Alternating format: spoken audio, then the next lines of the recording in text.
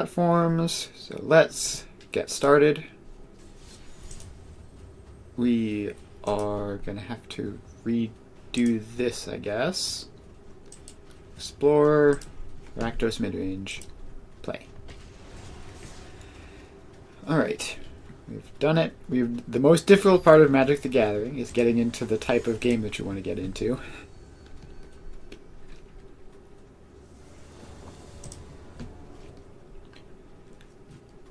Alright, this hand is pretty great. We have a Thoughtseize, we have a 2-drop and a 3-drop. We even have a Mutavault. Looking like blue-white artifacts. Blade of the Oni is a pretty good draw. Let's take Fabrication Foundry. So now they have all sorts of mana and nothing to do with it. Yes, the classic Thoughtseize bug, which is not actually a bug. It's just very inconvenient. So now they can theoretically reanimate something at some point in the future. Not that they have anything to reanimate currently.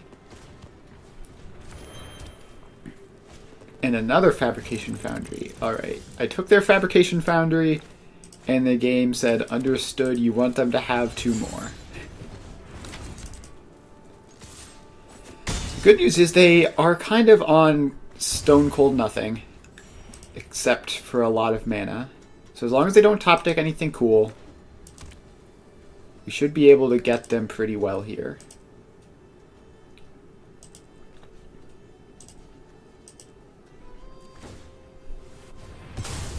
Okay. Sack an Inventor's Fair to put an artifact into their hand. If it's not an artifact creature, I can duress them. Alright. Duress is fantastic here. You'll love to see it. Take that out. Play another Unholy Annex. So now we are just outdrawing them like crazy. They don't have an Inventor's Fair anymore. And they're also taking like 7 a turn. I have a Shieldred. Yep. Opponent basically had nothing. Hitotsugu Consumes All can blow up a lot of their stuff.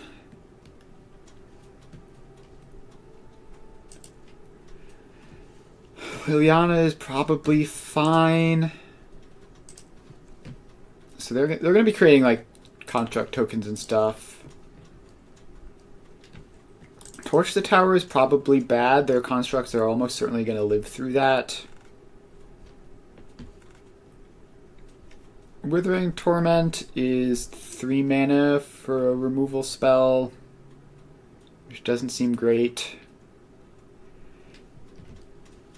I don't know that we're going to be doing much sideboarding here. I think the plan is just to win Game 2 the same way we won Game 1.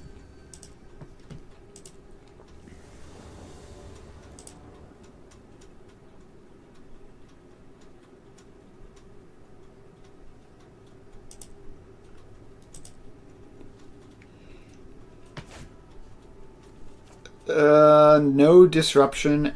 Except for Hitotsugu Consumes All, but it's like a pretty good hand otherwise.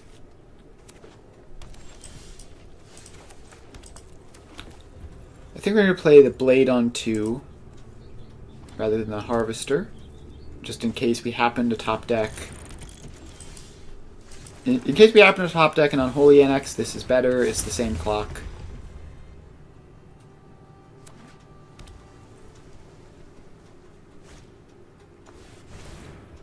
Brass Knuckles. Alright, so that just gives things double strike if a couple things are attached to it. I'm going to play a Harvester, get a Blood, and attack for 3. And hopefully those Brass Knuckles are never good.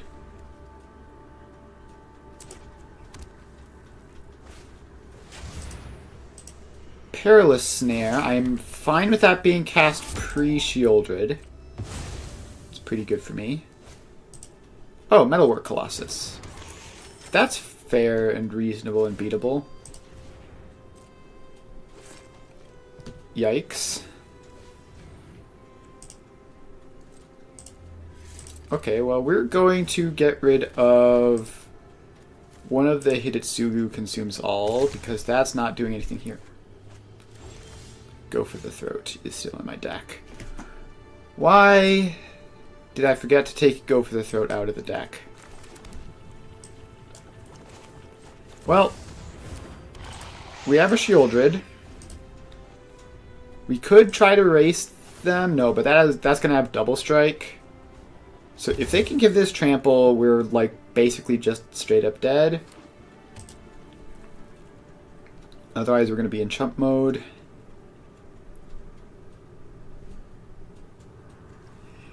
And those technically have mana value 4. So Hidetsugu Resolve doesn't blow it up. We're going to go to chump blocks.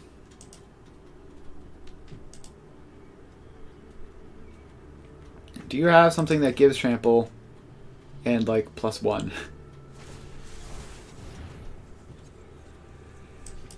I can't afford a second Shieldred. Like, we just need to top deck. Liliana works temporarily. So they're just going to sack their artifacts to get it back. But it means we aren't literally just dead. Okay, and the synthesizer means now they're also going to get constructs with everything. So that's pretty bad. Are they going to bring the Metalwork Colossus back? I assume so. I assume they're just going to bring the Colossus back, sack, like... Yeah, sack some random stuff. So they're not going to be able to give it double strike this time, because they only have one equipment. So that's a pretty big plus. I think we have to Fatal Push the Construct. And play Fear of Missing Out, which can chump block. Go for the Throat does literally nothing in this matchup. And Unholy Annex, Liliana plus, so I can threaten to force them to sack again. You won't be outsmarting me. So okay, they just top decked the Brass Knuckles. Still, though, double strike isn't trample. So if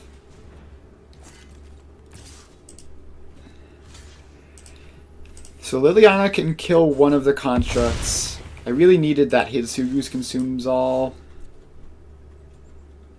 I'm just super dead here, I think. Like I can Liliana down tick to get one. Alright, go for the Throat, get out of here. Extinction Event, I guess, is probably better as a sweeper. So we just need to not have Go for the Throat in the deck, and we also need to really just like pressure them more, if anything. Alright, so I need a second colored mana source for the Harvester, otherwise this is excellent. We're going to take this, Thoughtseize them on one, and hopefully that messes with them enough.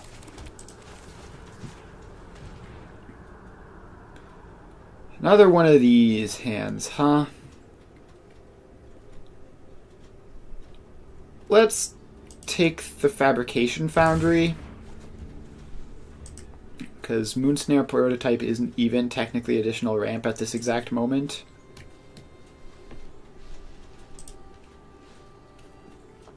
And like both of them do something in addition to being ramp.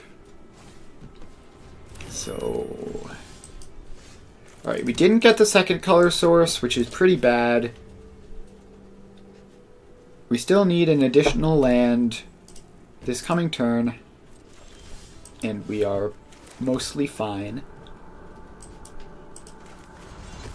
I'm going to play the Annex first and draw a tap land, which is completely acceptable.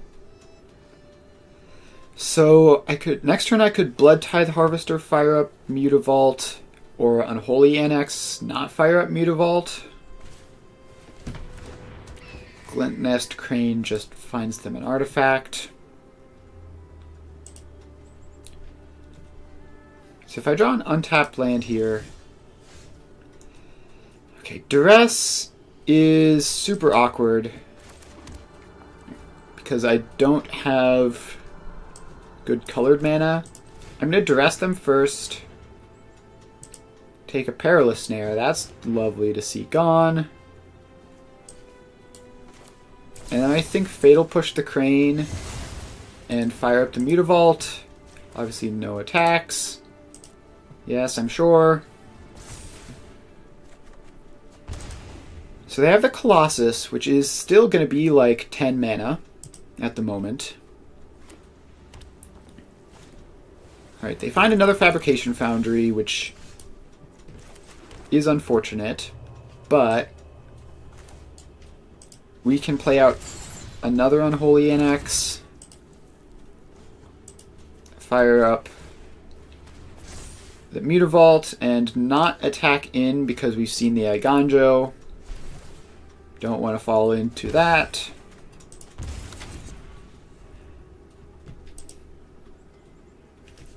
So they're down to 12. They're probably 4, 5, 6, 7, 8, 9. Right, so they're close-ish to casting the Metalwork Colossus, but obviously can't do it immediately. Well, I am going to cast an Unholy Annex, play a Blood Tithe Harvester, fire up the Mutavault, and ping them for 4 while drawing 2 cards. Extinction Event is a pretty good emergency. Alright, they Portable Hole the Harvester. And now I think surely they have to be within range of casting the Metalwork Colossus. Extinction Event can exile that. And so if they tap out to cast the Metalwork Colossus, that taps Eiganjo down. So we can attack with the Mutavault in that case, which would still only be 6 damage, but that's probably enough. If we can get 1, 2, 3, 4, 1, 2, so I can't cast third Unholy Annex and Extinction Event and attack with the Mutavault all at once, so we're probably just going to be putting them to 2.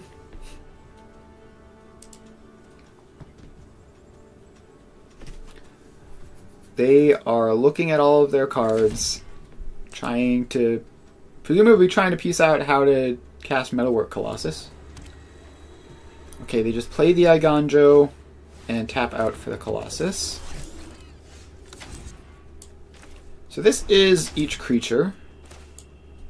So we're going to cast this, naming Odd. So the Colossus is gone forever. We fire up the Mutavault. Hit them to 6, hit them to 2. And good luck.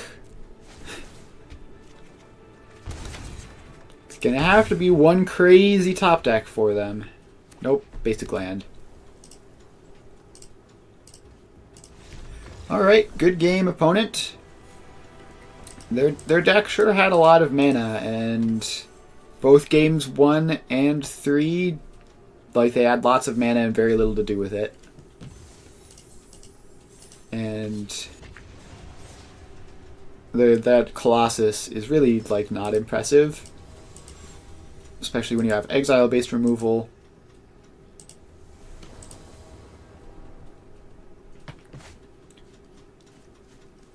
Yep, this is a decent hand. It's got no interaction, but now it has interaction. The lands are kind of awkward. They're all single colored, but that just means we have to be careful. Play Harvester on 2. Playing against Karuga. So it would be nice to be fast if possible. Presumably they're going to win the late game. So we just need to get them low and then either burn them out or just kill them immediately. Let's play Fable and attack them for 3. The Overlord is quite scary. Can't easily deal with that. Alright, second Overlord hardcast is very scary. I think we get rid of Fatal Push and Takenuma. And top deck another Fear of Missing Out. So we can attack with the Blood Tithe Harvester, but then they probably just don't block. So I can give that minus. I can bargain the torch, sacking the blood, and probably keep the duress. And then we can fire up the Mutavault to push an additional 2 points of damage. And then get a treasure. And cast a Fear of Missing Out. What do I have in there? I have land, instant creature. So bin an enchantment so that I have Delirium. And they just managed to cast Herd Migration. Okay, they are at 12. Well, we took our release to the wind. They have a Spark double for when this Overlord comes off cooldown. Feeling pretty dead. We can continue looking through the deck for something. And I guess we have nothing at the moment, so we're going to pass. And if they can't win from here, I will be incredibly shocked. Play Karuga, only draw 1.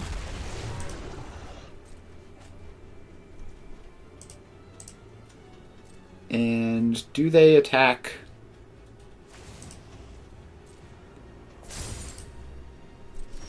I do have Reflection plus Fear of Missing Out, so that is something. So let's see if I can do this correctly. We attack with that. We untap that. We make a copy of it. I should have cast the torch. That was stupid.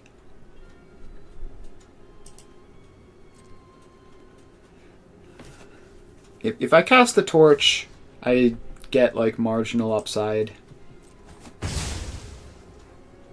Alright, next attack. We attack with that. We untap that. We make a copy.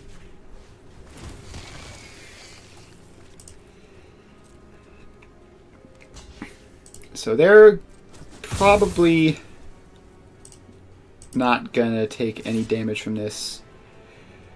Do we want to just say an Unholy Annex is fine?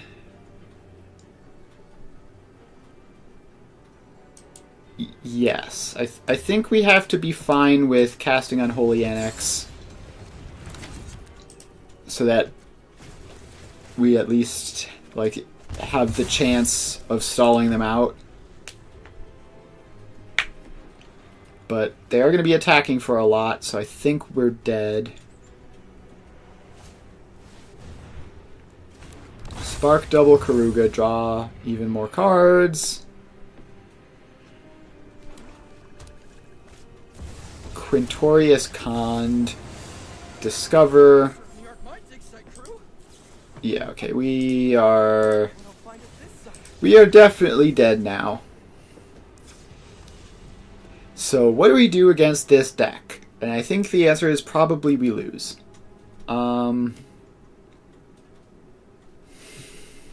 Torch the Tower is awful. Fatal Push has 0 targets. I guess Liliana is fine. I guess Invoke Despair is fine.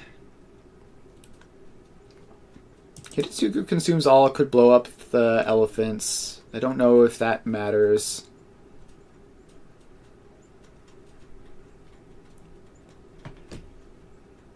I mean, maybe Damping Sphere for their Quintorius Cond nonsense, I guess, could help. What do we cut for Damping Sphere, though? Duress hits like a lot of important things, but misses a lot of important things. Go for the Throat is pretty decent. I think it might just be like one, like Withering Torment, and Go for the Throat for Damping Sphere. So Damping Sphere doesn't beat like their value. It does stop their ridiculous Quintorius combos. This hand does nothing fast enough. Alright. This is an incredibly sketchy keep, but if we top deck lands for a couple of turns, hopefully we just like take every spell out of their hand and they do nothing. Alright, so I think step 1 is take Quintorius. And then we Thoughtseize. Alright, we didn't draw the second land, so we lose. But we can at least continue messing with them by taking their Overlord.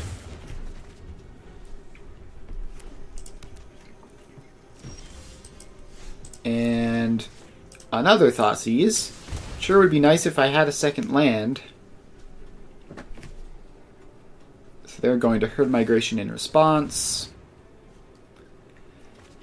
And I will probably take the other Overlord. So as planned, now they kind of have nothing. But I have actually nothing. And I'm not drawing lands. So it's been what? Like 3 turns of missed land drops? It's pretty unlucky. Alright, Mutavault is in. I think we fear of missing out. Pitch the Fable, try to find a land. Find a Hitotsugu, that doesn't really do much.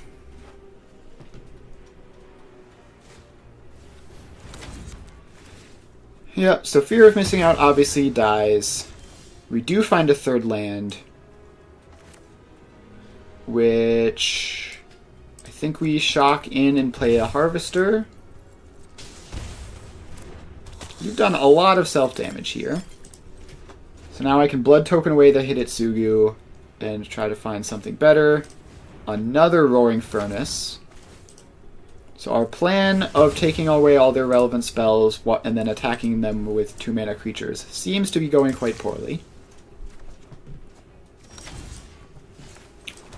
Okay, backup plan is play Unholy Annex, fire up Mutavault, and start draining them. Okay, they have Ride's End, right. I saw that. I should have known about that. We are hitting land drops now, so that's a plus. So I think I go Blade of the Oni, Damping Sphere, and see if that does much of anything.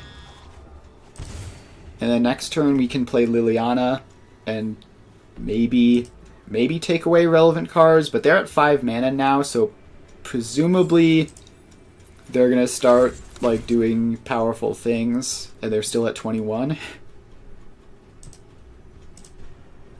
Like, even if they have nothing in hand relevant, they could unlock Steaming Sauna and just be drawing 2 cards a turn forever. They have Quintorius make a body. So I can Liliana,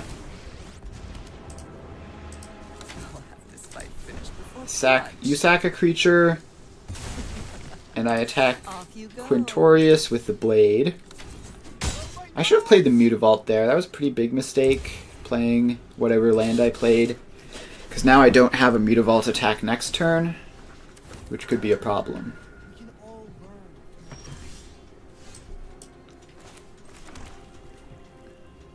Alright, so this has Menace, so I can kill Quintorius.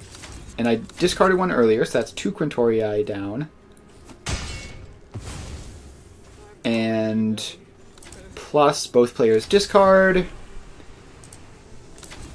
which is almost useful. And then we make a demon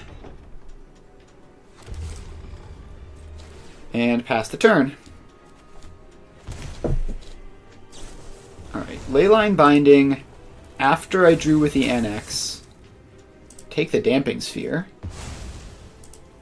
Alright, that's... If they pop off now, which it looks like they're going to, then I probably lose. When the fight's over, I have some questions for you. Yeah, so the way their deck is built, they're just going to get a bunch of Quintorius and kill me.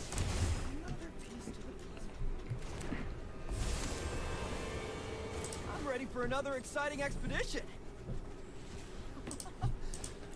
Super unfortunate that, like, I discarded a Quintorius on turn 1, I killed another Quintorius, and they just coincidentally had the third.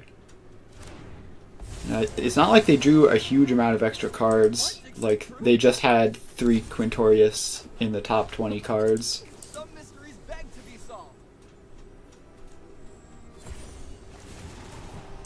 Yep, and now I take 6, and then they cast that Quintorius from exile, and I die. So I feel, I mean, obviously, we were like super unlucky that game. We were stuck on 1 mana for a long time. But even with that, even with us being unlucky, they still had to additionally get lucky and draw the 3rd Quintorius. I mean, we weren't like we weren't far ahead there. So it's like not clear, but variance was definitely against us in that match. Also, the opponent's deck is probably just good against us in general. This hand is great. We have turn 1 Thoughtseize, into turn 2 Creature, into turn 3 Fable. Alright.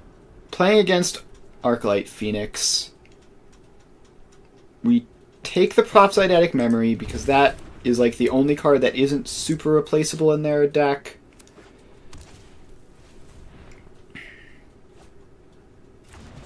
So, I mean, there's some thought to not playing a creature so that they can't Lightning Axe it, but like I have to play a creature at some point. I'd much rather than Lightning Axe a Blade of the Oni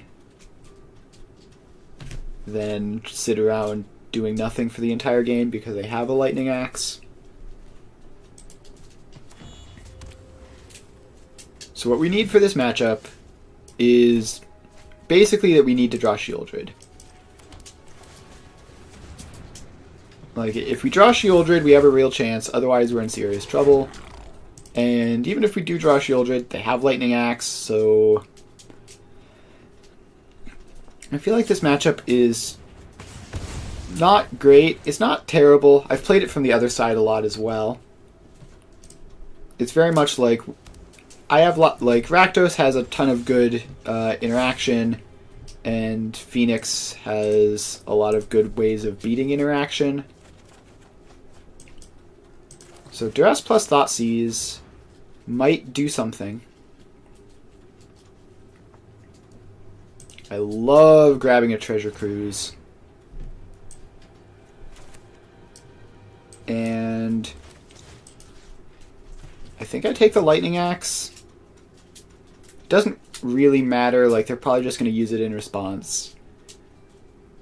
But this way they can't save it for a bigger, scarier thing later.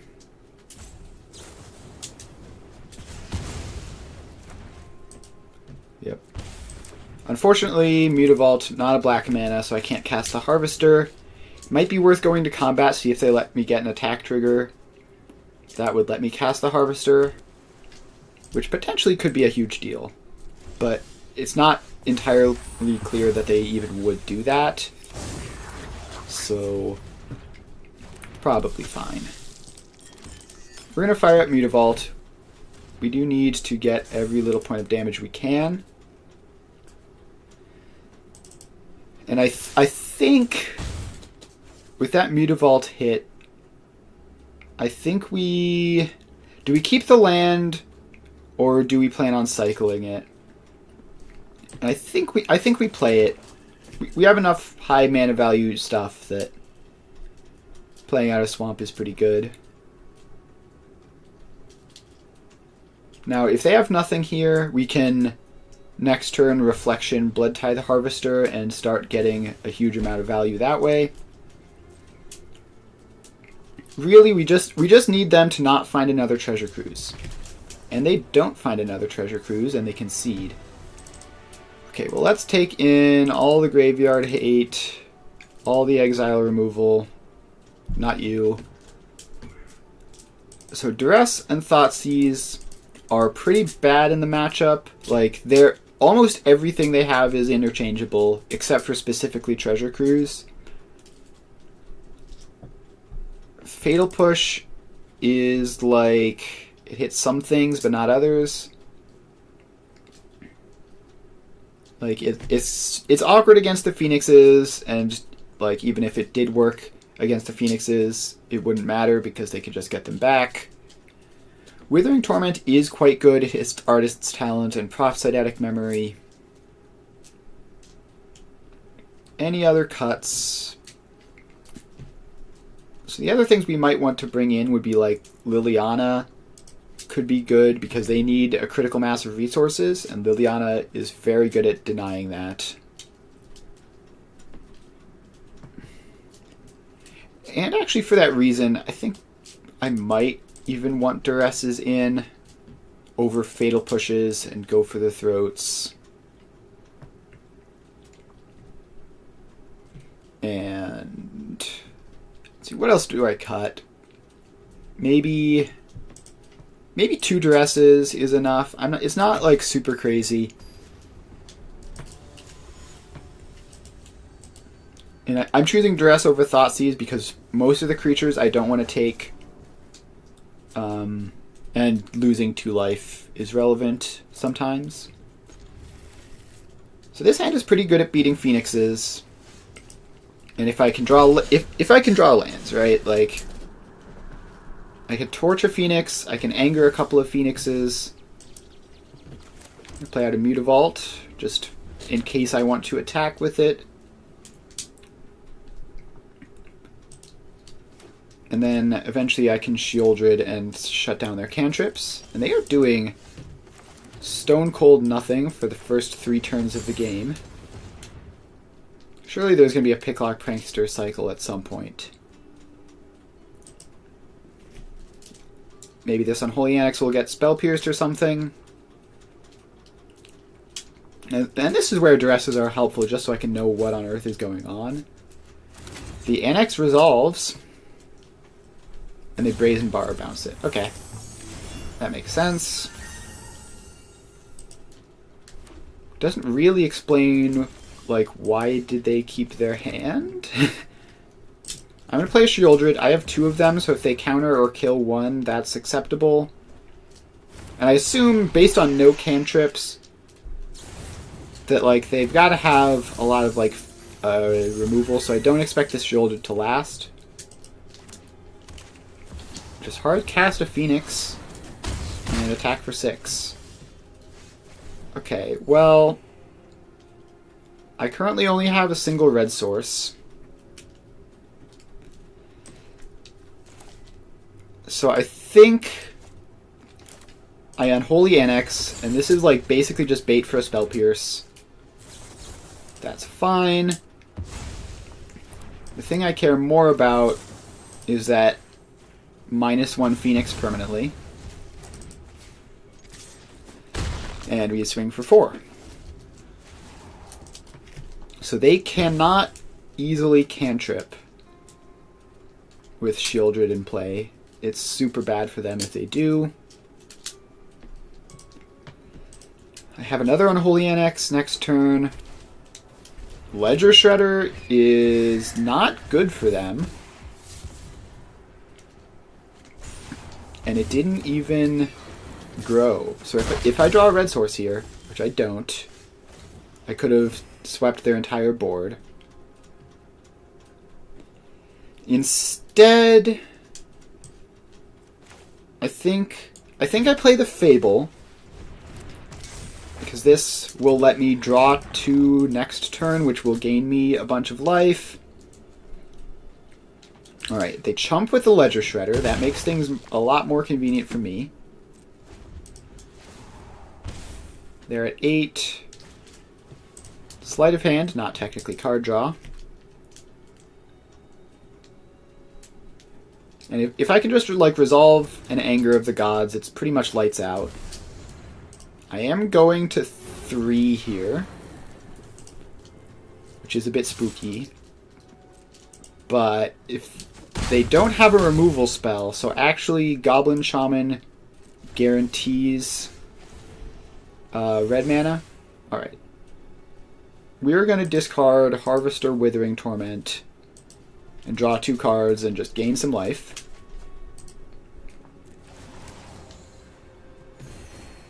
And then we play Pathway on red, attack for 6, and Anger of the Gods post-combat.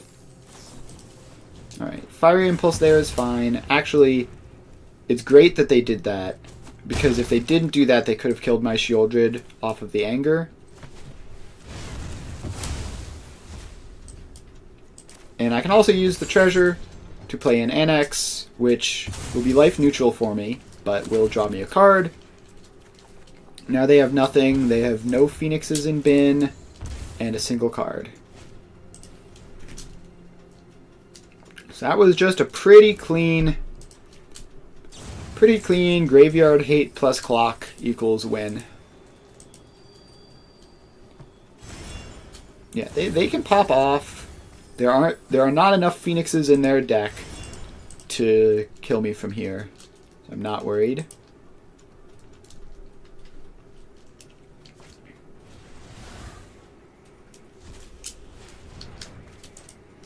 Yep.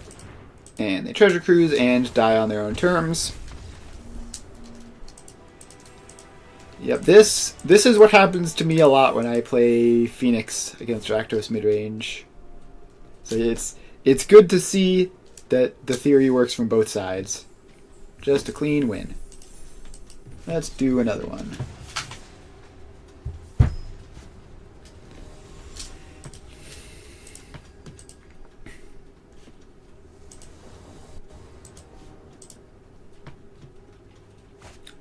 Alright, so we need another colored source again, and this is pretty good if we find it.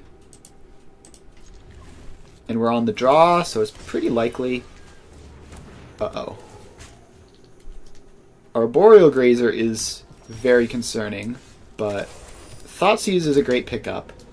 Now this is a tap land, so we're gonna have to hope that they don't pop off exactly this turn. Alright, they play Fair Lotus Field. And I do draw another colored source, so that's great. But we're going to Thoughtseize them immediately. And I think we take a pour over the pages. And it doesn't really matter what color we play that on, and the grazer is not relevant. I guess we can Fatal Push it so that Blood Tithe Harvesters can't get chump blocked once, but it doesn't seem great. Yep, they recovery, pick up a pour. Yeah, I guess we Fatal Push this. There's really nothing else in their deck that we would want to Fatal Push, so it's kind of a free roll. So we can play an Annex this turn. Draw an extra card. Now if we live this turn, which is a big if, then we can play a Sheoldred and really make it a lot harder for them to win. So they Sylvan Scrying for another Thespian stage, which they can play and transform, but not do anything else this turn. Alright. So now we can get Sheoldred down and make these pour over the pages really quite bad.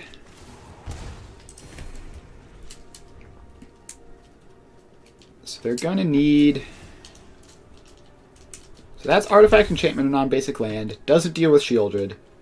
Pour over the pages is gonna ping them for 6, which is painful. It might work, but we'll see.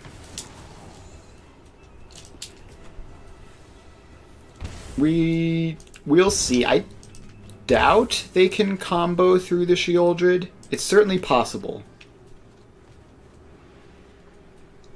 But typically they have to cast a lot of that kind of spell in order to get anywhere. So I think Sheoldred should make us be in the clear. And then if we can untap and Thoughtseize and take something relevant, then that's even better. Yeah, they pass. We gain some life. Thoughtseize you. And, alright. A whole lot of mana, nothing to do with it. That's pretty good. Let's fire up the Mutavault, attack them down to 6, and then play a Harvester. And they're actually going to go to 4. Oh, I guess they can... Alright, so they can Otawara, bounce the Sheoldred, which means theoretically they could rip a really good top deck and pop off from here. But they would have to get pretty light. Yeah, they'd have to get pretty lucky for that to happen. Alright. Damping Sphere in. I think they do some graveyard stuff with, like, giving spells flashback, so Unlicensed Terse probably in. Liliana can, like, drain them of resources a little bit. And then Fatal Pushes are all out. Torch the Towers are out. So I mean, we can also go for the Throat, I guess, but I think they probably have some creatures. I always forget what exactly this deck does. We're going to bring in an Invoke Despair, just in case. Sort of a matchup where we have lots of stuff we want to cut, not necessarily all the stuff we want to bring in. So this hand is 0 interaction, which means I think we have to mulligan. This hand is mono interaction, which is lovely. Withering Torment's probably the worst. So we're just gonna Duress, Thoughtseize, Unlicensed Terse. Oh, Duress, Thoughtseize, Thoughtseize. It's pretty fun. Alright. 2 Balaged Recoveries, a Stock Up, and a Hidden Strings. I think we take a Balaged Recovery. And then... I don't know, maybe we should have just taken the Stock Up. Because if they draw an untapped land, they can cast it this turn. They don't.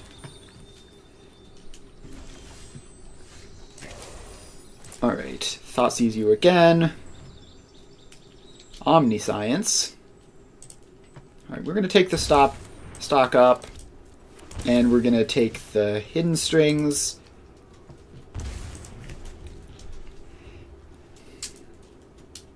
And I think we need to get the show on the road and play the Unholy Annex next turn so we can start putting on a clock. Now, opponent has literal nothing, not even a... I think Blade of the Oni is actually a faster clock here because it attacks for 3 next turn. So they have nothing. They don't have a Lotus Field. They don't have ways of untapping a Lotus Field. They're going to need to draw a lot of cards to get out of this. Now, if they do draw a Lotus Field, then that would be 3, 6, 7 mana, which would be pretty bad. So they're just cycling a Vizier to look for something.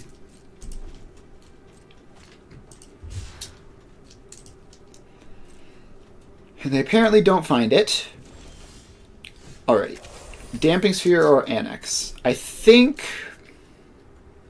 it's very much tempting fate, but I think we should be safe for at least one more turn. So we can get our engine set up, get our clock set up, and then Damping Sphere them next turn. Like, it seems very unlikely that this card plus whatever they top deck is going to be a game-winning combo. Alright. Just a recovery for a stock up. That's fine. So it would have been nice if I could have gotten the Hearst down at some point. But now we can slam the Damping Sphere. And they don't have a counter for it. Which means that they are going to need to find, in addition to just like the ability to combo naturally, they're going to need to find a way to combo through Damping Sphere. Some sort of artifact hate.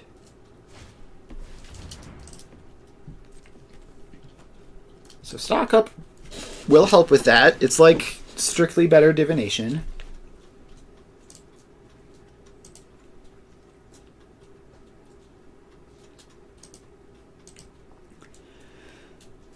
So next turn we can Harvester plus Unlicensed Hearse. Mutavault not making colored mana means we can't double Harvester, which is certainly kind of awkward. But Unlicensed Hearse adding another layer onto the interaction they have to get through certainly won't hurt.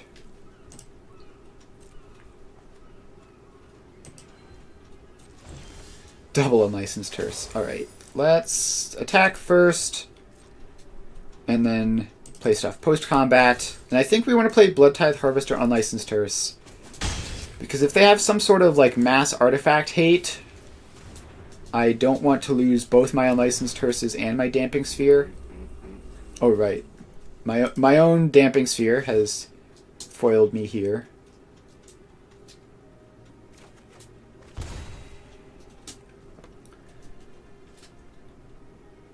Alright. It looks like they have an answer to the Damping Sphere. It's a Flood Maw. Okay, so they're going to try to go off this turn. I mean, they probably have to. They're going to die next turn. If they don't, I'm just going to have to hope that Unlicensed Hearse is enough. Unlicensed Hearse plus them not having a Lotus Field in play, plus being at 5. Alright. Fair Pour Over the Pages. I do not mind Fair Pour Over the Pages. I think that probably locks it up. Like, now they only have 2 mana. And, like, even if... Like, they can't even copy anything with Thespian Stage now. I guess maybe there could be a top deck I'm not thinking of, but it seems like this was a desperation more than anything. So Lotus Field, sack 2 lands. And then untap the Lotus Field with the Hidden Strings, I assume. Has to be the play. No, just casting an Arboreal Grazer. Okay, I guess. Yeah, so I can invoke Despair. They didn't know that I had it, but I can invoke Despair, kill one of the Grazers, and still swing in for 3. You know, I think I've played against that deck like 10 times with Is It Phoenix, and I think I've lost against that deck like 9 times. And having a billion discard spells plus Damping Sphere on the sideboard makes the matchup feel a lot better. It certainly seemed impossible from the Phoenix side. With Rakdos, it feels possible. Just got a mulligan to discard spells, pretty much. Alright, this hand is great. We got good old 1, 2, 3. Discard, into threat, into card advantage engine. Alright, we have a mirror. And I think I take the Thoughtseize and rely on having Unholy Annex to get me through.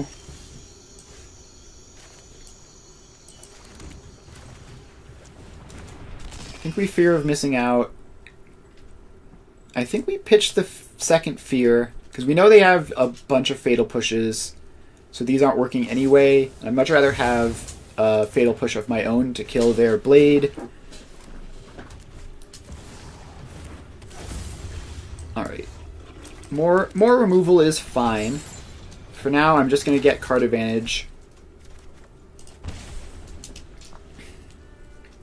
And I'm going to need to play around this Fatal Push, killing my Mutavault. Which means, I think, playing Sheoldred, so now they need to get Revolt if they want to stop this. It doesn't gain me life, but it nets me 0. Alright. So they probably... Okay, they just concede. Yeah, I mean, it's tough when I have the Unholy Annex and you don't. We're going to bring in Liliana, we're going to bring in Invoke Despair. We're going to bring in Anger of the Gods, that card's pretty good in the mirror, and Reckoner Bankbuster. And then discard Magic out. Like, this is a matchup about, like, impactful top decks in the late game. We need to not have bad top decks. Anointing with Affliction is a maybe, but it's probably not good enough, and I don't really know what I would cut for it anyway.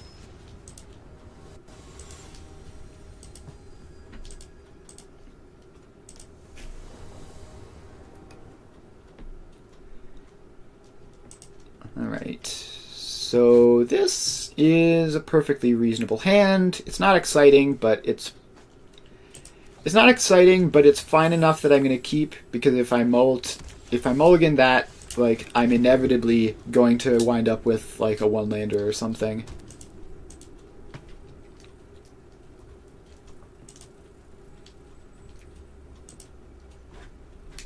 Alright. Opponent has a Blood Tithe Harvester. Based on the pause, they probably also have a fear of missing out, and they're trying to figure out which to cast. That's my sole read on that situation, at least. No evidence for it, but maybe. I'm going to play my own Blood Tithe Harvester. I don't have double red for Anger currently. And they might... Alright, they have a Fable, which is not an Annex. I also have a Fable, which is also not an Annex. Do I attack here and give them the option to trade on defense? I could also just sack and remove their Shaman, definitely. Is that better for me? I think it is. So this way they're not going to get a treasure off of their Fable Chapter 1, whereas I still might. The downside is, like, if I keep the Harvester around and they don't remove it and my Fable transforms and then loses Summoning Sickness, like, it's basically unbeatable. But I can't imagine that we're to go like 3 turns without losing the Harvester. Like, this matchup has a lot of removal. Alright. Yep. Heartless Act. Invoke Despair when I have 2 non-black sources is awful. Anger of the Gods, probably not great right now either. Alright, I was trying to high roll into an Unholy Annex.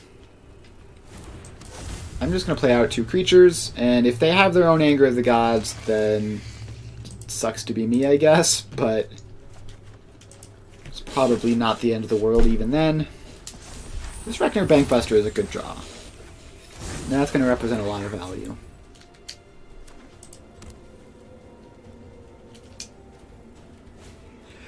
Ouch. That is extremely painful.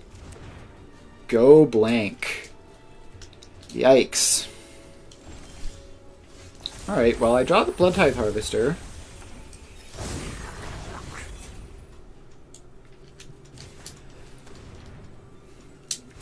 And I guess I can attack them for 5, and it's somewhat free. I don't want to fire up the Mutavault because then they might block, and I kind of want my land. But if I untap and they don't do anything, I have Reflection Blood Tithe Harvester and Reflection Fear, and I just can't imagine they ever beat either of those. This card is so busted. Like, why did they print this?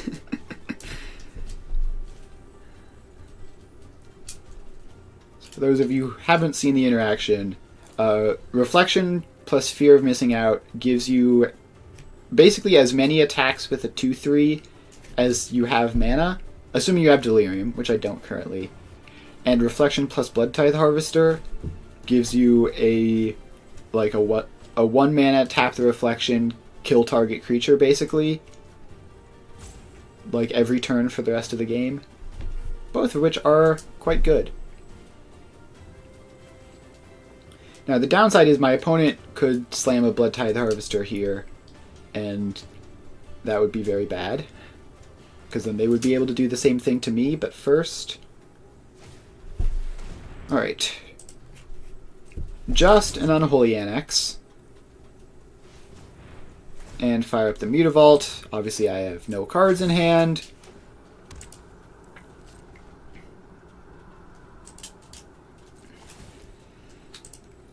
So I say just an Unholy Annex. Obviously, it's very, very good for them. But now I get to Reflection, copy Blood Tithe Harvester, get a blood token, kill your Reflection with the token. I will crack a blood token to get rid of this land. Try to find a spell. Fatal Push is technically a spell. Fatal Push means I can kill Mutavault and or Demon, so I will keep it. I'm definitely going to be casting it one way or another. And I don't think Unholy Annex is going to get them out of this. They need Anger of the Gods, basically. And if they have it, I lose, like, on the spot, but they might not have it in. Alright, Slasher does basically nothing. Harvester is fine, but not great. And fire up the Mutavault, which I will push off a cliff. So now this card drop puts them to 7. I still don't have Delirium for fear of missing out. But I probably just have lethal. Let's see. I'll crack a blood first, just to see what happens. Alright, we drew a land anyway. So let's do Reflection plus Blood Tithe Harvester.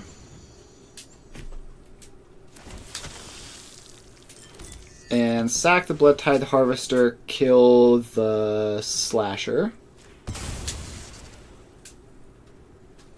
So it'll come back with counters, but no one cares about that. Yeah, so then we can attack them. They can block one thing and only go to like 5, but still pretty bad for them.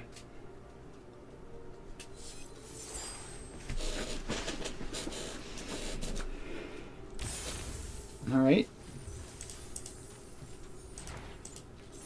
And let's do another one.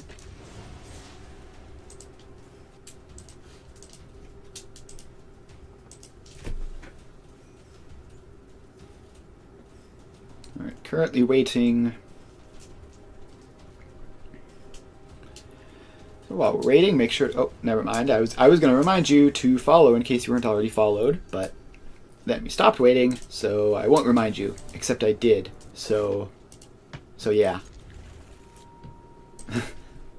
Alright, this hand is great. 1, 2, 3, and the 2 is even a demon. Alright, well, okay. Red aggro. Which of these is more impactful? And the answer has to be a Tarkus command. Monstrous Rage is good, but it's not busted. The top deck, the Heartfire Hero. I'm not going to be blocking with the Blade because I have the Annex, and I would love to be gaining life in this game. No blocks. Alright. Unholy Annex, draw a card, gain 2 life. Now I will be blocking with the Blade this time around, because in the future I can just fire up the Mutavault to get the life gain. Wildfire Wicker Folk. Alright, and they have the Monstrous Rage, so that will give +2/+0. +1/+1 and trample as long as there are 4 more card types. Alright, that's fine. None of these are like especially scary. So I think I'll just block the one that does the most damage. Heartfire Hero is also very good. But yeah, I would much rather not kill that when it's a 5 power attacker. Alright, so now I can push the hero, take 1 billion damage, fire up Mutavault, pass the turn, gain 2 life, and still have a Mutavault as a blocker, which I think means I go to 1 here.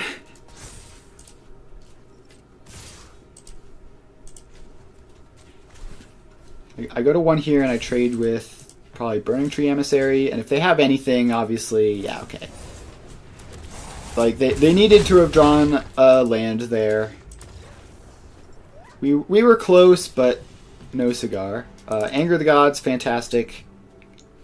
Anoint with Affliction, playable. Hidetsugu Consumes All is, like, probably fine, I guess. Blows up Heartfire Heroes and nothing else, but maybe that's just enough. So we need to get rid of Thoughtseizes. Duress is not exciting, but it's fine.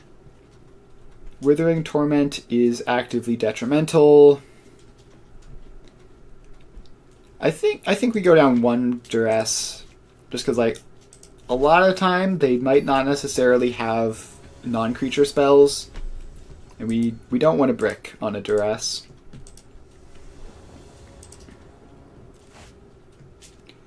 Alright, well, once again, we're going to keep this. Duress them on 1, play a creature on 2. Fear of Missing Out is a much better blocker than the demon. Alright, so now I think we have to take the Monstrous Rage. Destructive Revelry is brutal against us, but we don't have the Unholy NX right now, so I think we just have to deal with that.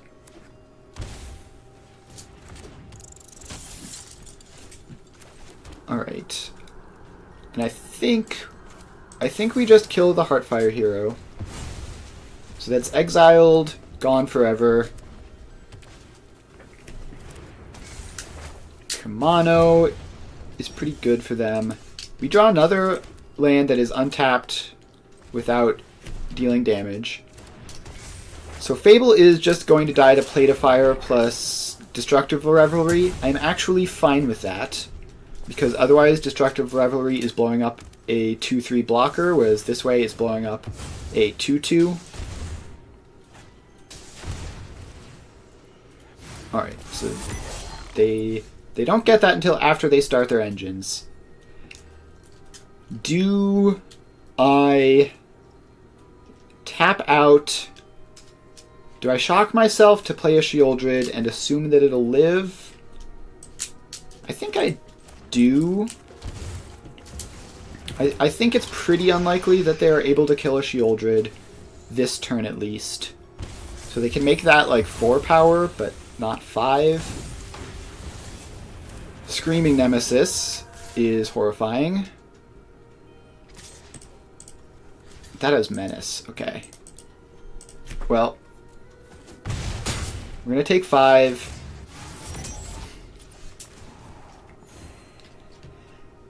We need to get somewhat lucky.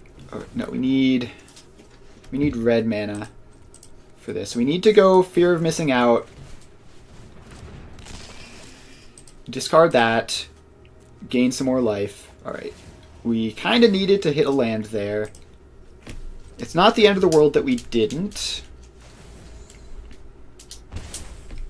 This doesn't have Death Touch or anything, right? Right, so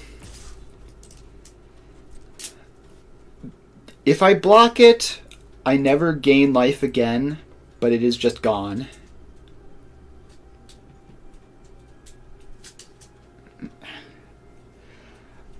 I think I don't block it. I think I assume that at some point I'm going to draw a removal spell and the Screaming Nemesis is going to go away.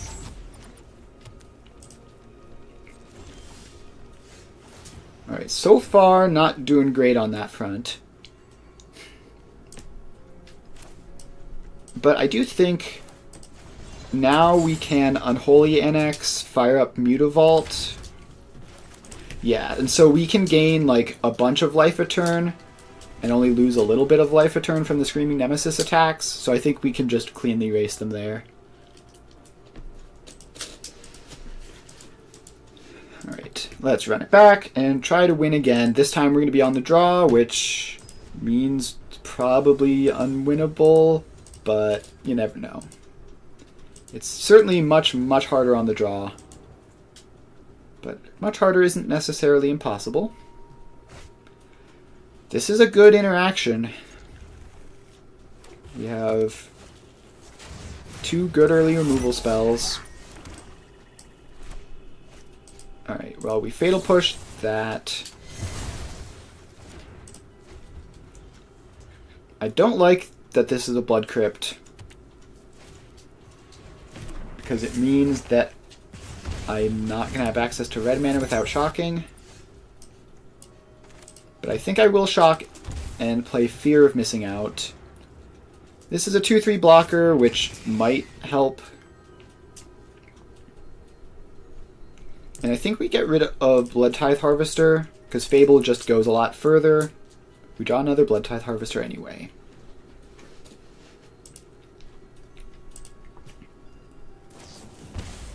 Alright, so we get Play with Fired. And just ye old hardcast Bushwhacker. Fine by me. And I think we go Verge Fable, get a 2/2 to trade with the Kumano. What's the other side called? Etchings of Kumano. So these two can trade. And then, obviously, if they have a Monstrous Rage here, Tarka's Command, very good. We still have Torch. I think we get rid of Blood Crypt Swamp. Mutavault could chump block. Alright, we play a Fear of Missing Out. And sack, or not sack, but discard. Have I played a land this turn? I don't think I have. So I think this time we discard the Mutavault. Play a land, and now we have 2 blockers. So is 2 blockers better than just killing a creature? Maybe not, but it's more mana efficient. We're going to double block here, because if they have like another Atarka's Command or something, we don't want to get completely obliterated by it. Alright, so yeah. Very, very happy to make that double block. Now the bad news is I do not have a demon. So I think I blood token away the Anger of the Gods.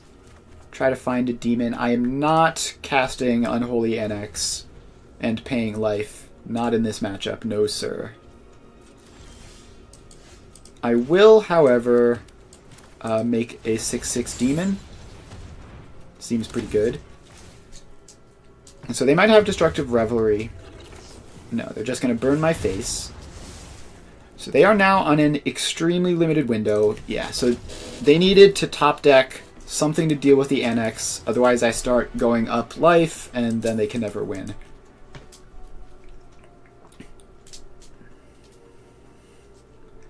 Alright, we managed to beat an aggro deck. Feels good. And our ICR was semi-playable. That's huge. Not actually huge. I can't imagine when I'll ever actually play Zorleen, but there we go.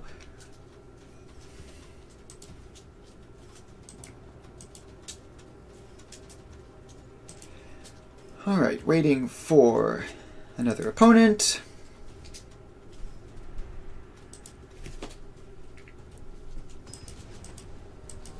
And we find one. Gold player.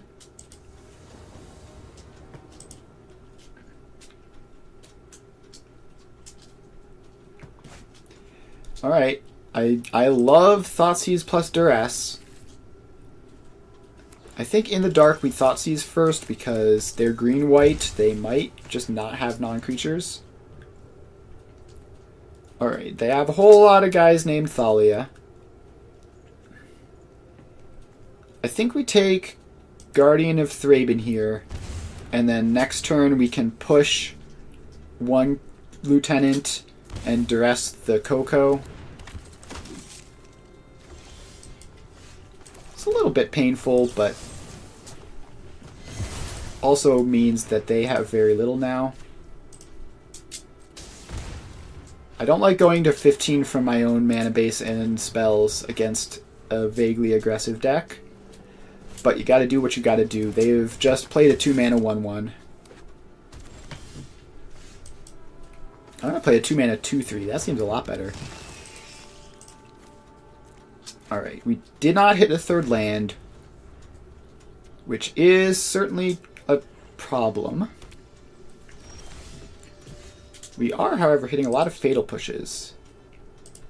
Instant sorcery enchantment in the bin. I'm going to try to pressure them to close them out while they have nothing. I may only have 2 mana, but I also have 2 creatures. Both of which are strictly better than their creature at the moment. Alright, they have a Hopeful Initiate. So next turn I can double Fatal Push them. And that will be fine. No blocks. Go to 12. Draw the third Fatal Push, huh? Alright, Fatal Push that. Fatal Push that. And attack you for 5. Instant Sorcery Enchantment in the bin. So we need to get, like, anything else. Mantis Rider, eh? Now there's a name I haven't seen in a long time. I think we Blood Token, discard Fable, draw a Fable, lovely, and Fatal Push the Mantis Rider, and attack for 5. So this way we have Withering Torment to stop another blocker. If they tap Mana Confluence, I have lethal. Alright, and they just die. Mantis Rider. So this is like old humans, I guess. Let's put a bunch of sweepers in the deck. And they probably have 1-drops. I would assume Hitsugu Consumes All is maybe good. Dress seems very sus. It misses probably everything, every single card in their deck except for Exactly Collected Company. So we can have Thoughtseize to do that job, but more consistently. Withering Torment is 3 mana. That card is it's like a good main deck card to hit a bunch of things. I don't really like it that much though. And I think we probably want Liliana over like maybe over a Blood Tithe Harvester. It's a lot less mana efficient. Like the selection for Fear of Missing Out comes with the initial 2 mana, whereas Blood Tithe Harvester you have to pay in a 3rd mana to get the selection, which is a pretty big deal. This is a 1-lander. Kind of have to mulligan. This is pretty great. Kind of want all of the spells. I think we throw back Sulphurous Springs. And turn 1 Thoughtseize.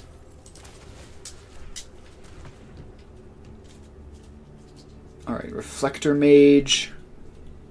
Werewolf Pack Leader. Get Lost, Thalia's Lieutenant.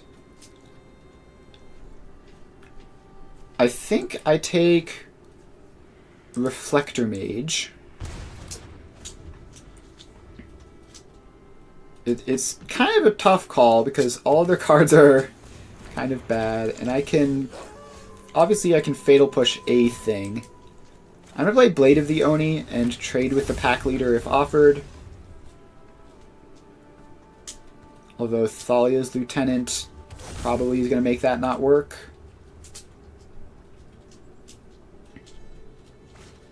Yeah. No blocks. Take 4.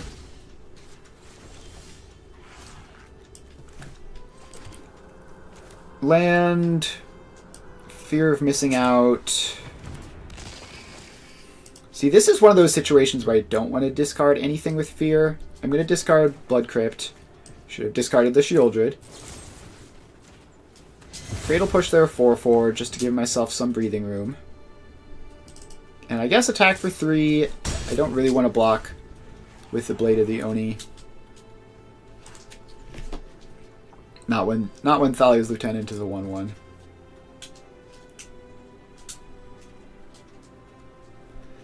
So second Shieldred does mean I can power through the Get Lost. Second Werewolf Pack Leader is spooky. Alright, well, Thoughtseize is not the 4th land that I wanted for Christmas. I think I have to take Thalia's lieutenant just to prevent them from scaling even more than they already are.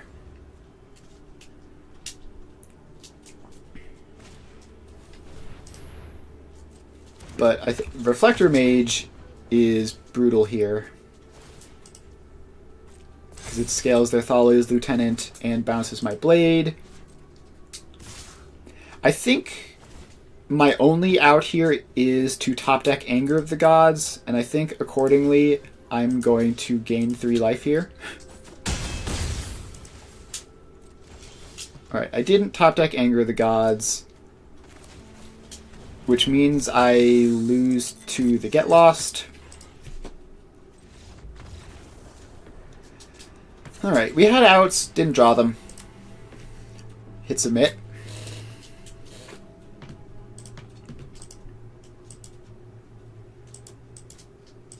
And currently waiting.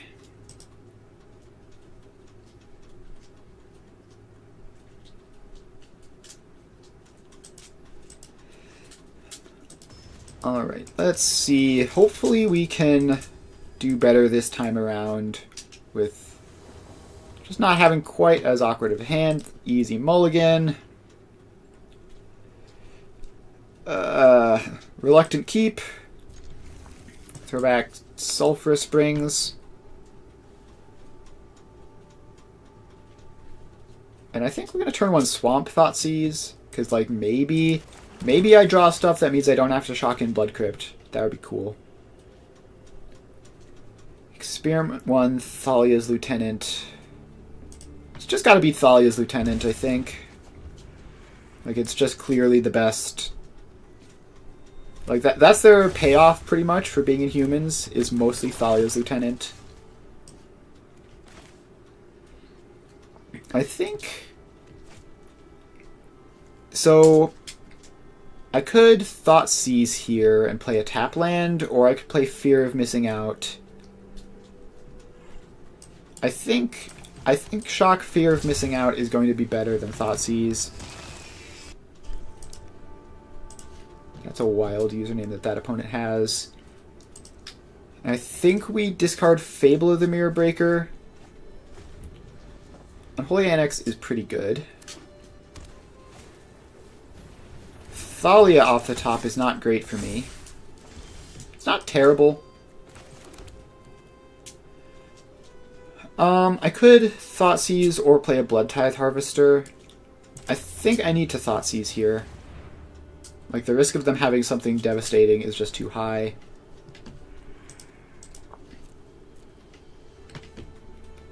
So, like, all of these cards are great against me. I think I take Mantis Rider. Just as, like, the biggest, scariest, most efficient attacker.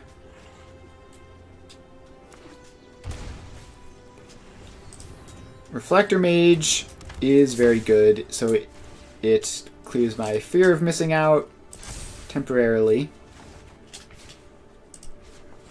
This means they can attack for 5. I don't have double red for Anger of the Gods, which is pretty bad.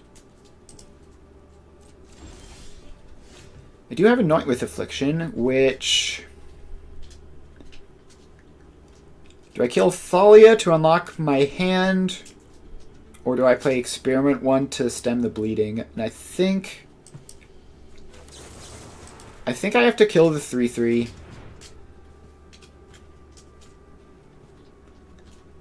Because Thalia plus Reflector Mage is 4, which means I'm on a 3-turn clock, whereas Reflector Mage plus Experiment 1 is 5, so I'm on a 2-turn clock. Alright. There's a land, which pretty much has to be tapped.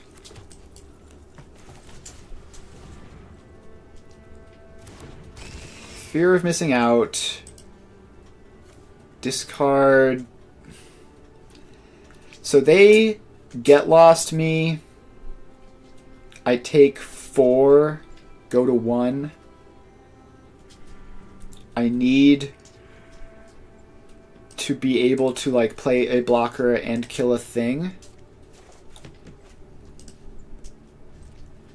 Alright, so the bad news is neither of these can trade with Thalia. So, yeah. Fear of Missing Out is the only creature that trades with Thalia, which means that this is going to still probably have me die. So I can, like, do either of these to trade with the Reflector Mage. But I need an additional thing to beat the Thalia. Alright, well, play a land, play Blade of the Oni, play Blood Tithe Harvester,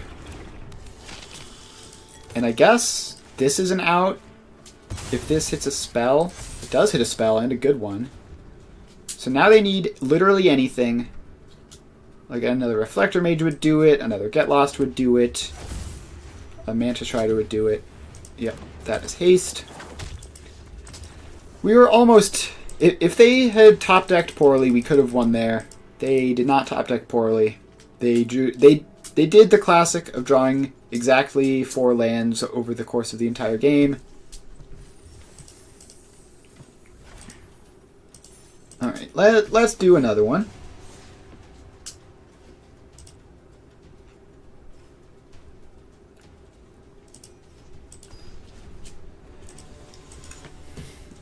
Alright, opponent has a Hobbits' avatar. That's fun.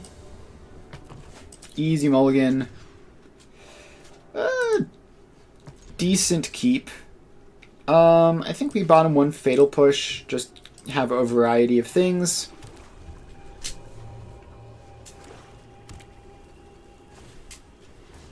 Paw Patch Recruit.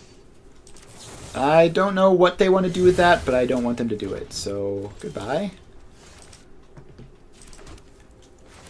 Fear of Missing Out.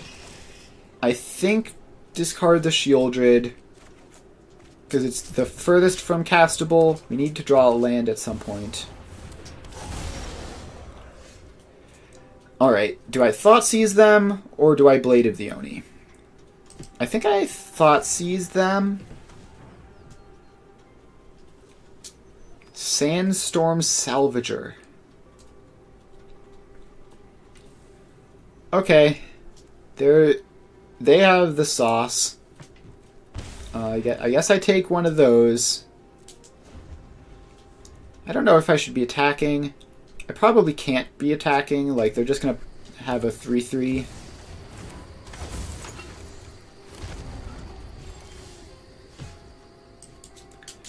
Alright, still no third land is somewhat catastrophic. So we play a Harvester and pass. These Voice of Resurgence tokens are going to be nasty if they ever show up. I think we take that trade. Oh wait, no, they have combat tricks. I should have double blocked. That was dumb. That was on board. I think we lose this just to mana base, but that was very sloppy.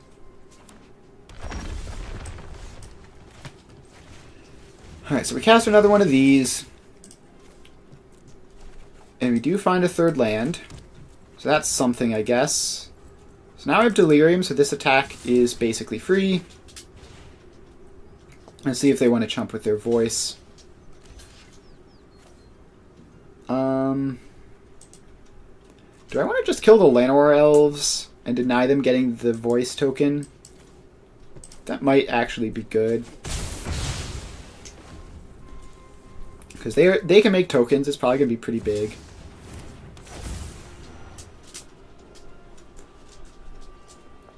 Alright, now I need to deal with a 4/4 Golem.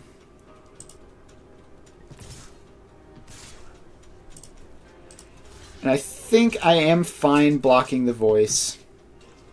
Oh man, I ran into a onboard trick again, and also got cheesed with hideaway nonsense. Genuine question, who designed the hideaway mechanic? Why did you do that? Like, surely you had to know that it was never going to be some fun cutesy value play. Alright, let's bring in Angers. Hidetsugu consumes all, annihilates their deck. Extinction Event is pretty good. Liliana is fine. Unknown Earth Affliction is fine.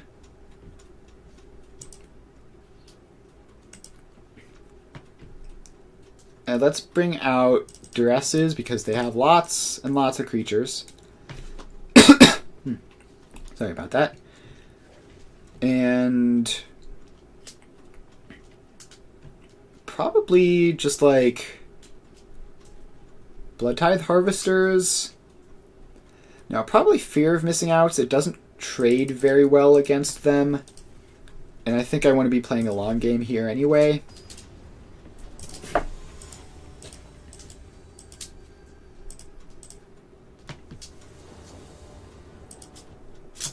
Alright, absolutely not. Sure, I'm fine with this. Opponent says hello. I guess I'll say hello back.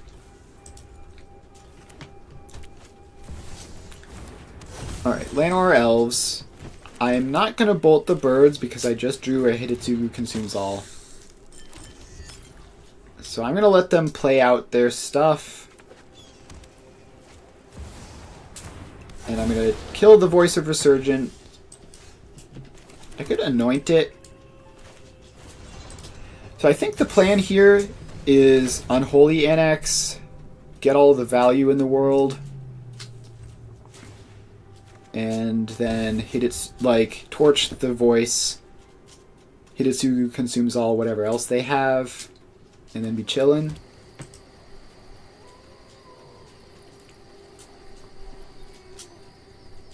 I'm definitely taking this trade 100% of the time.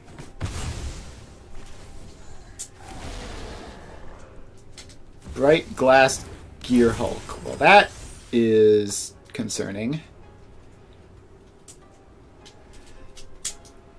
I got completely rocked by that in draft recently. Alright, now I think Extinction Event is actually like the best draw possible. So I'm going to name even here. Blow up their Gear Hulk and their token. And draw a card. Thank you, Unholy Annex. So now they can play this stuff out, and I can Hidetsugu it.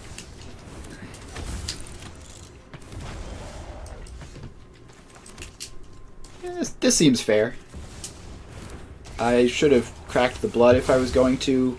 Probably wasn't going to. And let's Thoughtseize you. And take the Bright Glass Gear Hulk. They unfortunately have 2 Bizas in hand, so that's going to be a slog to get through. The good news is I'm actually technically behind on like all the metrics that Biza cares about. Like I have less life, fewer creatures, less cards in hand. Alright, exile all graveyards to the extent that that matters.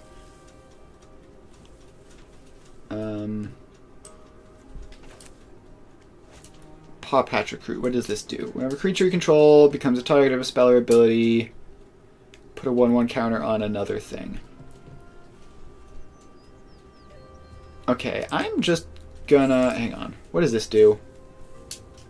When it enters, exile target artifact or creature an opponent controls until this artifact leaves the battlefield. And that's the Collector's Cage. Do I want to make a 6/6? Not really. I don't want to make a 6/6 just to have it die. I am going to kill a Paw Patch Recruit and then kill the other Paw Patch Recruit.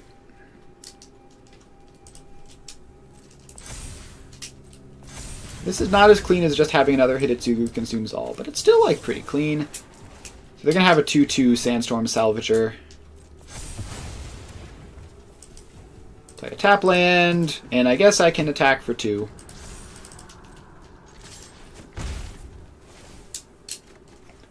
Alright, now I'm ahead on life, so Biza technically does something.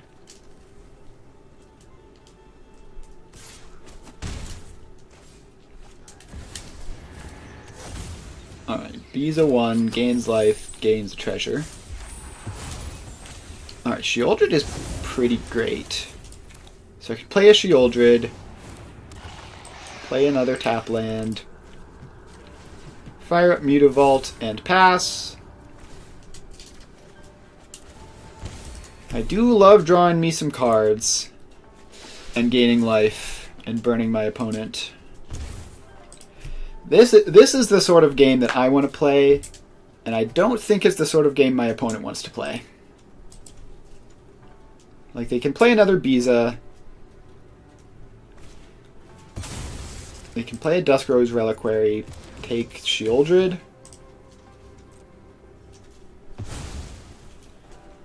That's fine. That does clear the way. That does clear the way for me to unlock Ritual Chamber.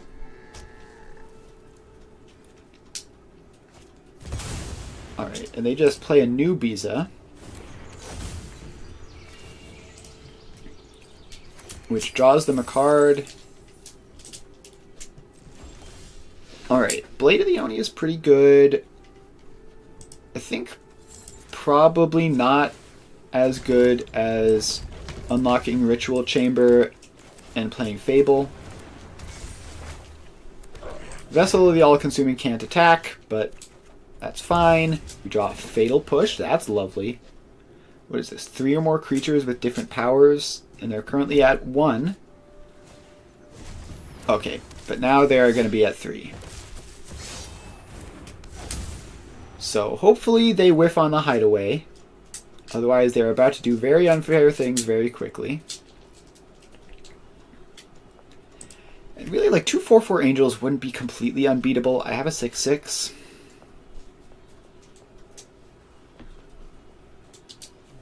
That is Ward 2.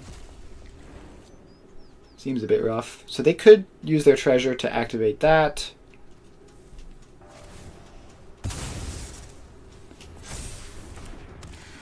Knight of Autumn. That's unfortunate.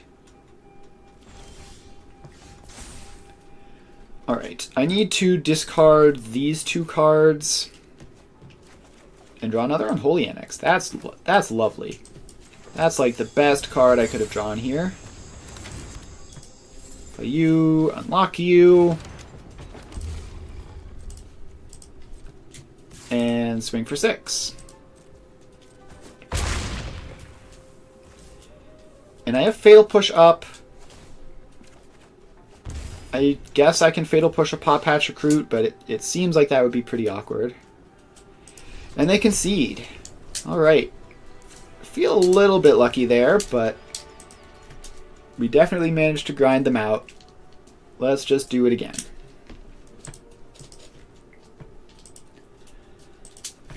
Let's have another game just like that, where we have a lot of value and they don't do anything super quickly.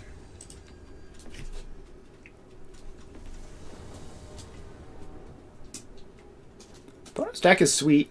I don't know if it's good, but it's definitely cool. Alright.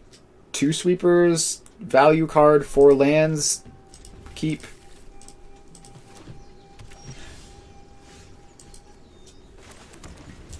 This hand is a bit sketchy. We don't have an early Duress or Thoughtseize. We don't even really have an early removal spell. But we do have good mana, and we have a bunch of sweepers. Alright, Fatal Push is a good card to see here. I'm going to run out Fable. So hopefully this can, like, trade with the Voice of Resurgence on the front side. So they have a 1/1, which is probably going to get big quick. Bright Glass Gearhulk. That card is pretty good.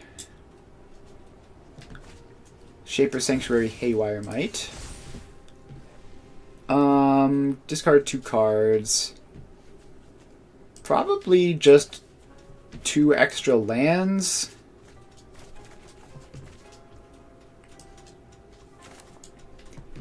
And I think we pass and Withering Torment the Gear Hulk. So ideally they will just run out all of their stuff and we can Hidetsugu consumes all to get them. Oh, I was supposed to Withering Torment in response to the Shaper's Sanctuary. I got distracted and wasn't thinking.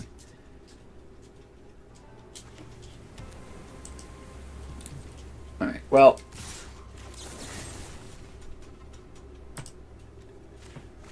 let's do that. So now they get to draw a card, which is obviously very good for them. But the important thing is their Gear Hulk is gone. And I'm only taking 2. Now play more 1-drops. Nope, they just sacrificed the Haywire Might.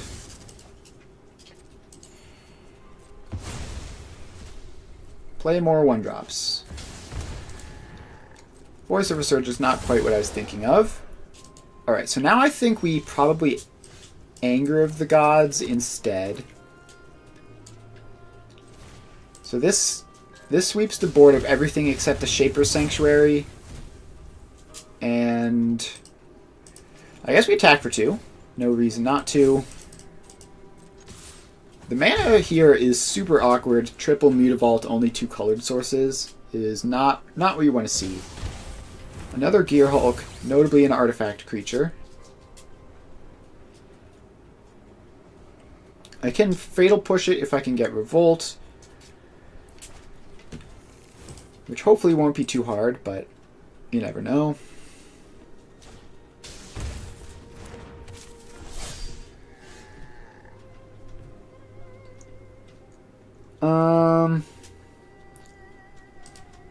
I think we pass here.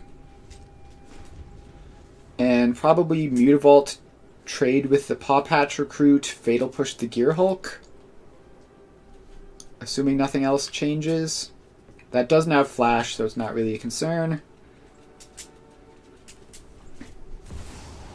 Collector's Cage. That's annoying. I don't really have a good way of dealing with that at the moment.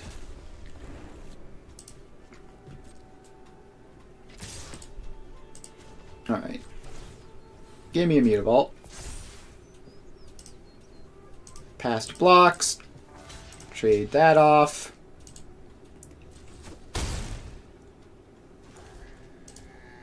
Alright. Revolt triggered. Fatal Push you. Shaper's Sanctuary is giving them a lot of value. I think this turn we hit Hitotsugu.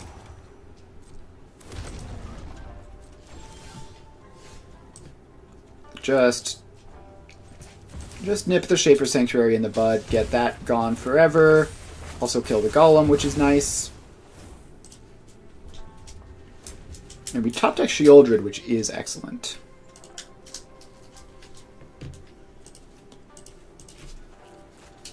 Overlord of the Mistmoors is fine because I have Anger of the Gods.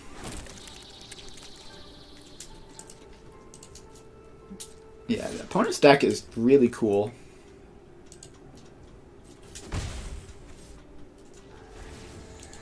Yeah, and they're gonna get Collector's Cage. Just a Knight of Autumn. Not the worst thing ever. We were going to Anger the Gods anyway, and now we're definitely going to Anger the Gods. Alright. Goodbye your entire board. Goodbye another one of my precious life points.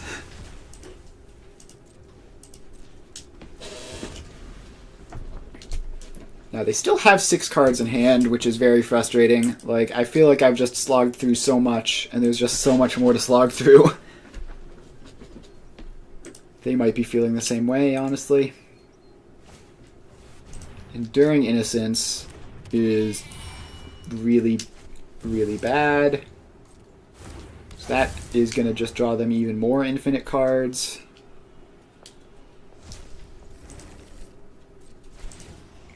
The Overlord is impending.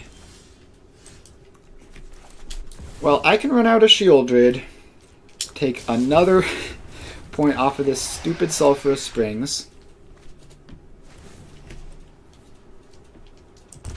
But now I have a Shieldred in play, and they're going to have to...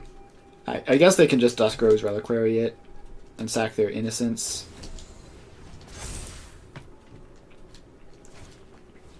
Or even sack Collector's Cage. So now I'm going to 1. Yikes. Another Enduring Innocence, which draws them a card.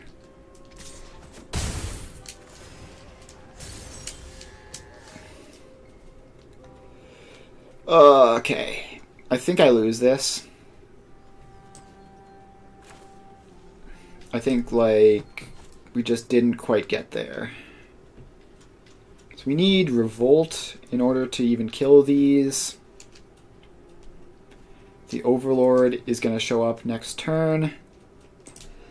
I think the only thing we can do is pass and, like, Mutavault double block and, like, double Sinkhole ourselves.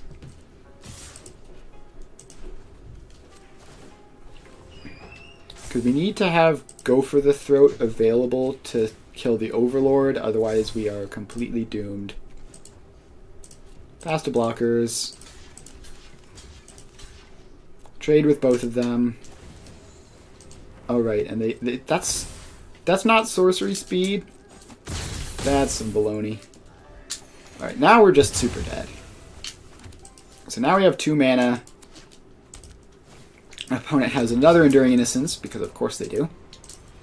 Alright, I think maybe if I just hit the Hidetsugu Consumes All earlier, and I also don't play... Basically, I played into their Shaper's Sanctuary a fair amount, and I think if I just am super aggressive about not losing to that, they probably draw like 3 cards less, and then maybe we have a chance.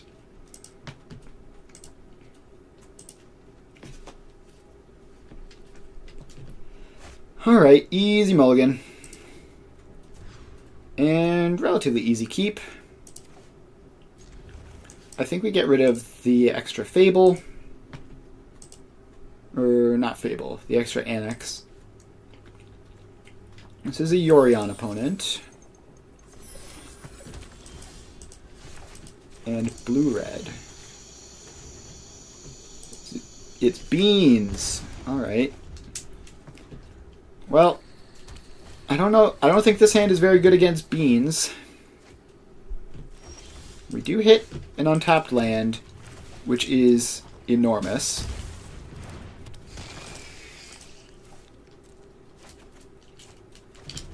Now we have a fear of missing out. We can play an Unholy Annex next turn.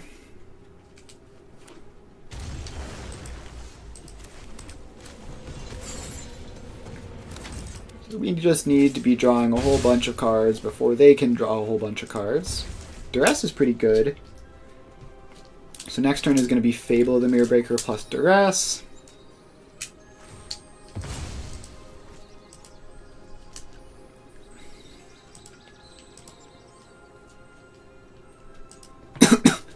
They are cracking their Fabled Passage, which makes me think they have something. Because at this point it's going to be getting untapped. So what are you casting, opponent?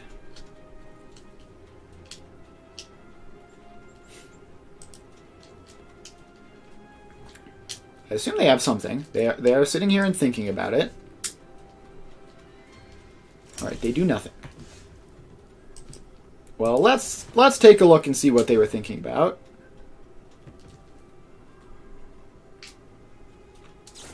Alright, it was Vanishing Verse. That's very good for them. And they have Niv Mizzet Supreme in hand, and blue-white. Probably cast it too. Just perfect mana, I think. So they have black. They have green, they have white, they have blue, they have red. Yeah. Cool, cool. Very fair. Just Niv Mizzet Supreme off of 2 basics and 2 duels.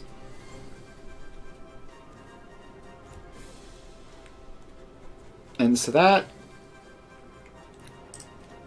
we definitely get rid of Fatal Push. Probably get rid of the Blade as well. Find Fatal Push back again. Get rid of Fatal Push again. Find another Mutavault. So maybe we race them. Like, their Niv Mizzet probably has to stay on defense. Probably, but Vanishing Verse has Jumpstart, so they can just kill a Fear.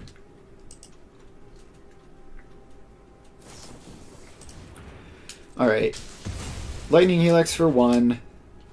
They can discard a card in hand to kill the other. And top deck's gonna have to be good, otherwise we die. I mean, if they just... yeah, okay, Torch the Tower is no good. So they can Lightning Helix my face, attack for 5, and then I'm dead.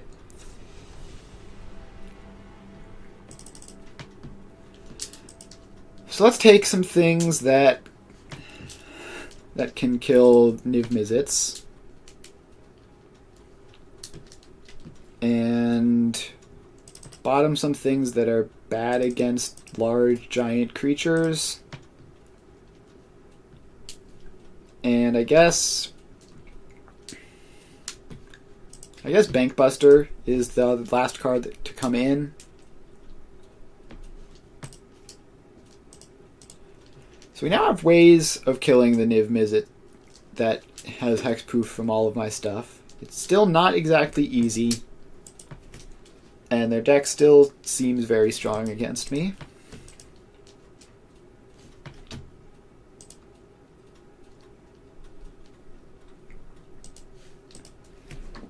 So we're just gonna try to run them over again.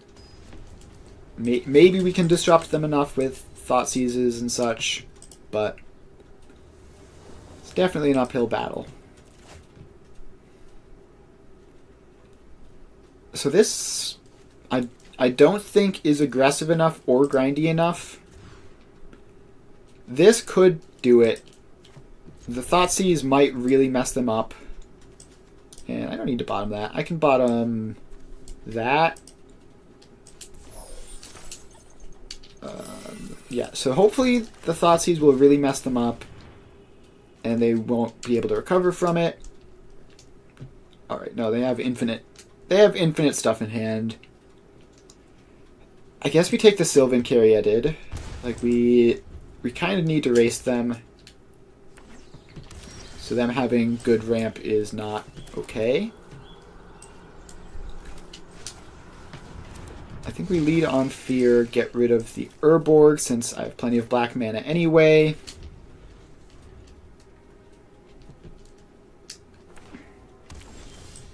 Alright, should have led on the Blade, but we have an Unholy Annex, and unless they top decked it, they don't currently have a way of answering it. And double Invoke Despair is a lot. If I can find the mana for it, double Invoke Despair could drag me over the finish line. Reckoner Bankbuster. Unfortunately, not it right now. We are pushing a somewhat respectable amount of damage. We need to hit land drops, is the big thing. So if we hit 4th land, next turn we can go Harvester plus Bankbuster. And the turn after that, we can go Invoke Despair, and then Invoke Despair again, and hopefully that'll be enough. But if we can't hit our 4th and 5th lands, we're certainly going to lose. Ancient Cornucopia gains them life. I cannot block. The damage is just too important.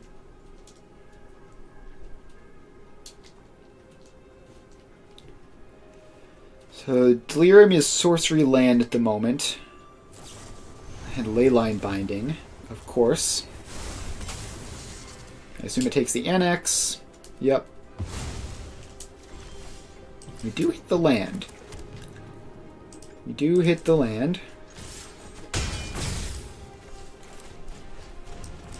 So we can go Blood Tithe Harvester plus Bank Buster.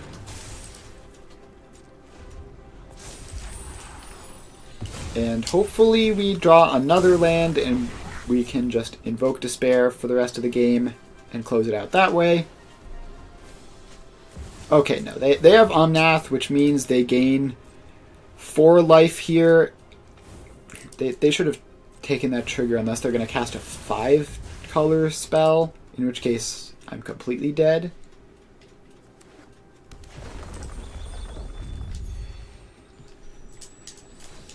Oh yeah, they are definitely going to be casting a Niv Mizzet or something here.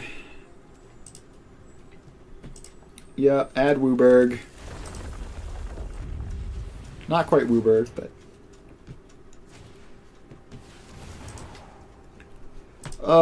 yeah, we're dead here. Invoke Despair is not doing anything against all that.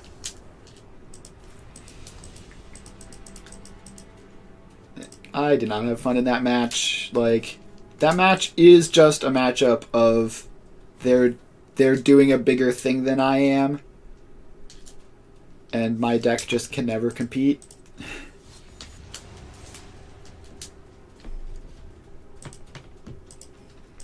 And, like, that deck is why, like, the aggro decks are so important to be good. Like, imagine banning something out of like a red-white aggro deck.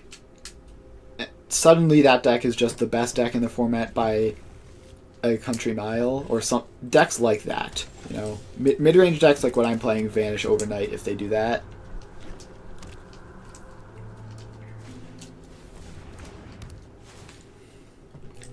Alright, Invasion of Ixalan.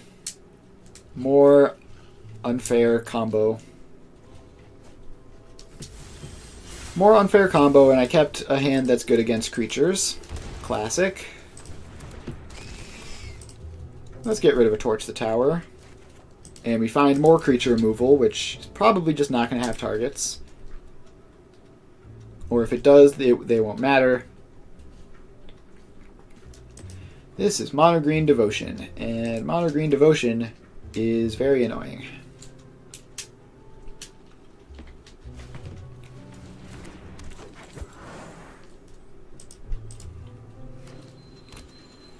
Elvish Mystic, Castle Gambrig, Arboreal Grazer.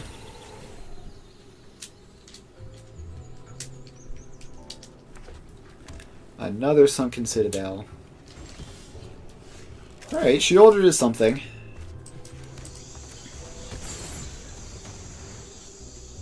So we can get an Unholy Annex in play. And no point attacking because they have the Grazer. Do they have Beseiju? Alright, they have Beseiju.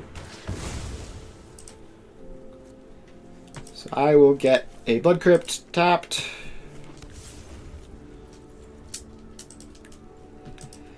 And let's see, they have what this is, +6. They activate with both Sunken Citadels. So they have 6 mana for creatures.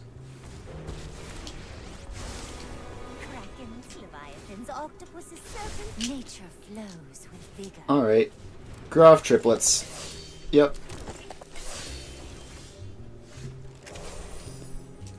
So when it dies, you put its counters onto something else. Well, let's play a Sheoldred and a basic swamp and pass the turn. The good news is we do have removal spells. So Sheoldred can block 1 Gruff Triplets, go for the throat, can kill the second, and then we kill the third somehow.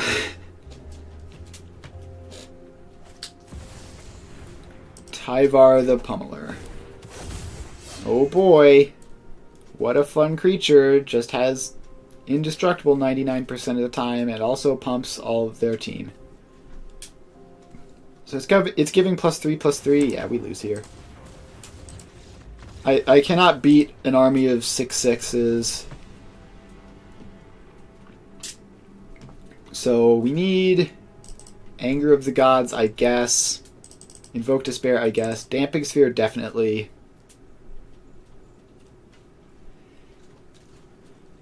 Duress is out. Fatal Push is out. I don't know. I think we just lose this matchup, like, probably 95% of the time. I don't think it's worth, you know, if we do the absolute optimal sideboarding, we might go from a 5% win rate to like a 7% win rate, and I don't know, I don't care.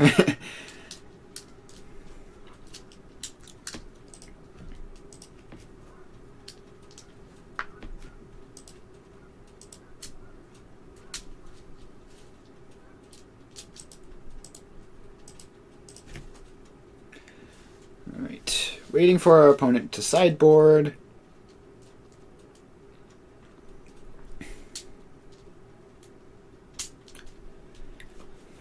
Waiting on our opponent to sideboard. And they have figured it out. The answer is probably just click submit. And if they have good sideboard cards, then that's just like a bonus for them. Alright, well, double Thoughtseize could mess with them a lot. Yeah, I mean, like, what do I even take here? I guess I take... Yeah, I mean, like, all of these cards beat me individually. I guess I take Tyvar, because I can never deal with that once it's on the field.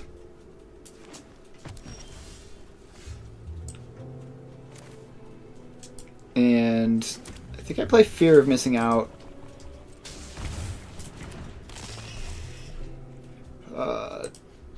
Discard Fable. And like, I need Thoughtseize to take another one of their impactful spells. I need Shieldred to maybe be the thing that wins me the game.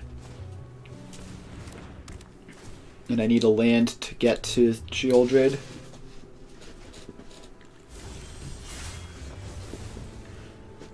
Okay, we could Unholy Annex, but I think I just want to Thoughtseize and take... Old Growth Troll isn't really a huge concern. I guess we take that, just because it can blow up an Annex in the future. But that can also blow up an Annex. Well, let's just run out Shieldred and see if maybe they just lose to it on its own. Shieldred does that sometimes. Old Growth Troll chump blocks Shieldred. I could go for the Throat. Yeah, so I think I need to just do as much damage as possible as quickly as possible. And that means go for the Throat there. And Damping Sphere as some interaction. I mean, they have a billion mana anyway. But that... So all of their lands are only tapping for 1 mana now. Which is quite good. They are down to 6. I don't know, maybe Shieldred can win the game on her own.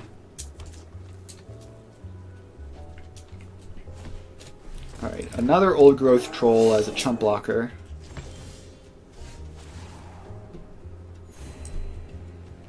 So I play that on red to get another red source.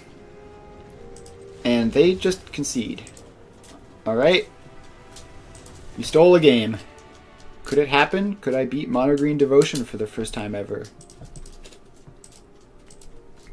All it requires is them having literally no answer to a 4-mana creature. Or a Damping Sphere. So let's see. I mean, maybe. Maybe the matchup isn't as bad as I think it is. I think it's pretty bad. But maybe. Alright, this hand is awful. One of the worst hands I've ever seen. This hand is also never going to win me the game, I think. I guess we have to keep this. Like, the only way I can win is they have a bad hand, and I double Thoughtseize them, and then I top deck better than them. Like, that is genuinely the only win con here. Let's put 2 lands back, keep Invoke Despair. Alright, so far plan top deck well is working. So this could be anything. I think we take the Invasion of Ixalan, and the next turn we take the Kiora.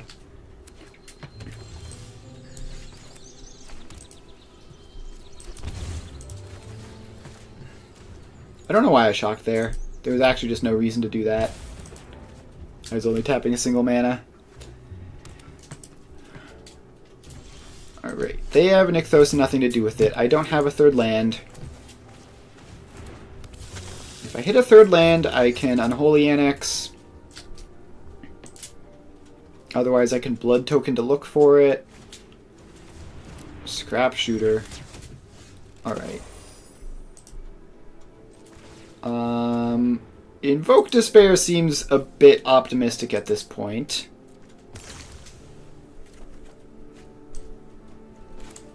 We do find the third land. That is a 4/4 with reach. I think we have to pass here and trade Torch plus Harvester for it in combat.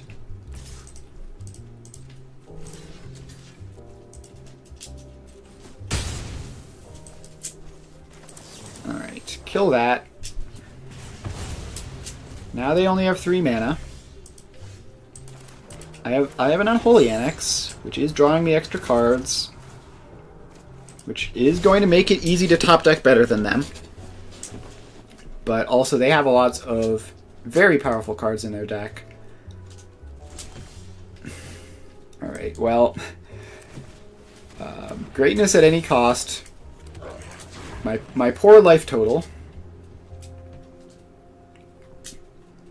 Alright, Archdruid's Charm, Old Growth Troll.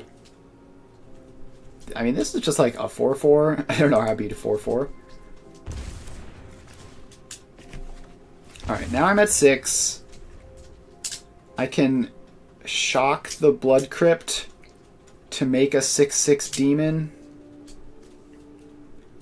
If they find a green source, they can get rid of that. Alright. I think we discard those 2. Alright, we do find a significantly less awful land to fire up the Ritual Chamber with.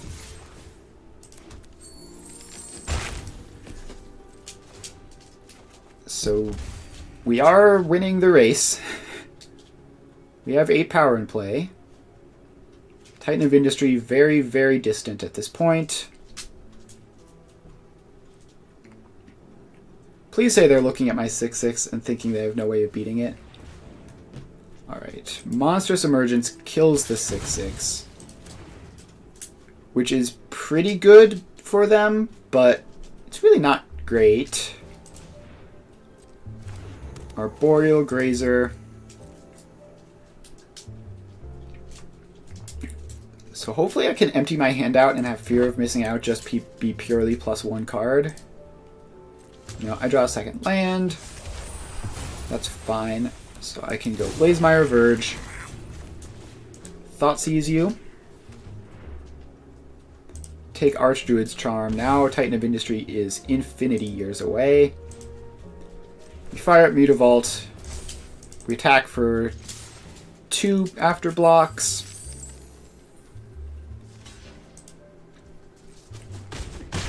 Play a Fear of Missing Out. Get rid of this useless Blood Crypt. And pass, draw another card. Wasn't this a game where we were both mana screwed? I think this was a game where we were both mana screwed. Alright, they find up the Beanstalk. That could be a good top deck if they also get other good top decks as well. They concede. We have reflection. We have reflection plus fear of missing out, which probably just kills them. I feel like I got... Like, they had to miss so many top deck lands in a row to not be able to do their Archdruid's Charm before I could take it. We got very lucky there, but put a win on the board against Mono Green Devotion, I guess. It is technically possible.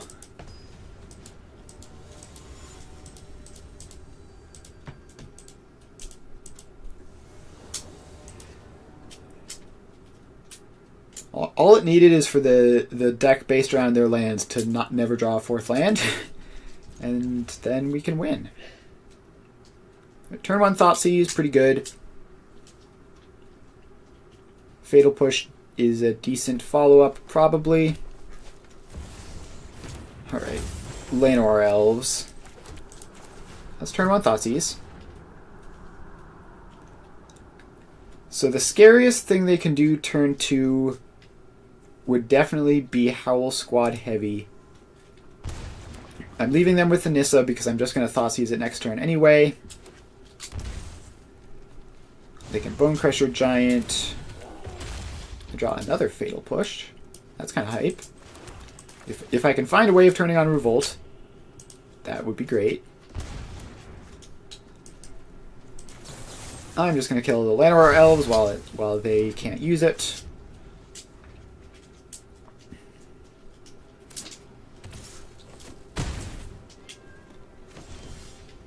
Alright. Urborg John makes this a red source. And I guess we play Fable. So do we chump block the Bonecrusher Giant, or do we just go to 8 and play Sheoldred? Howl Squad Heavy, I think, means we block the 1/1.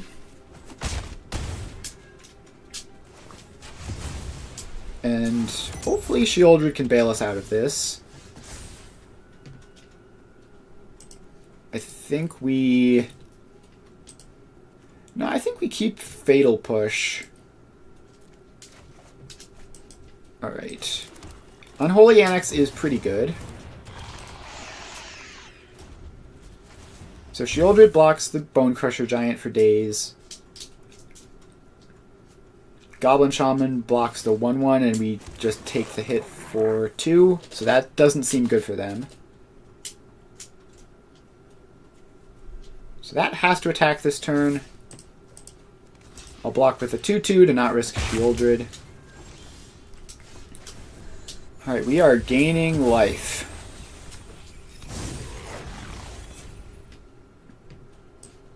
Let's just play Unholy Annex. I don't want to discard any of these things with fear of missing out. So this is neutral from Sheoldred. They're going to need to find a way to break through very, very quickly. And Nissa could do it. Although I can Fatal Push a land that they make. So we're going to save that as a combat thing.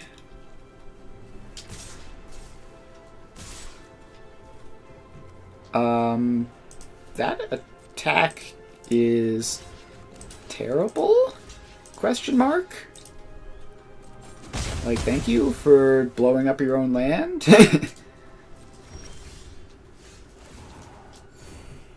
I mean, I guess we take those.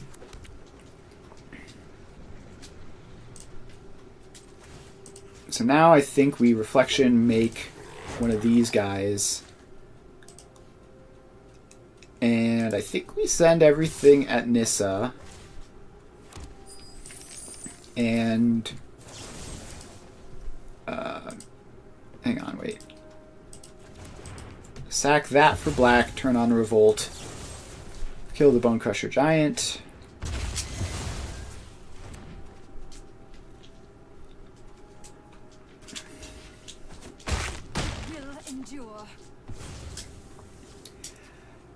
Second Unholy Annex or Fear of Missing Out.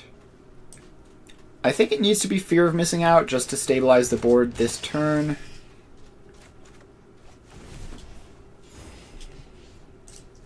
Duress, quite bad at this phase of the game.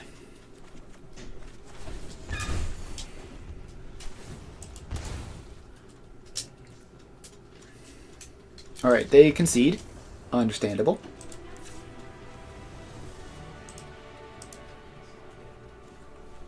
So they have lots of 3 toughness stuff. Anger seems great. Hitotsugu consumes all seems bad. They have most of their stuff with 0 mana value is going to be lands. I guess Damping Sphere does something against them, as does Extinction Event. Liliana is just generically good. Torch seems a little too small for them. Like, they have lots of, like, 3 toughness, not 2. Fatal Push is maybe a little bit awkward, just because, like we saw there, we have to turn on Revolt for it to hit basically anything. And they have lots of creatures, so we'll trim Duress and bring in 2 Invoke Despairs. It's probably pretty good.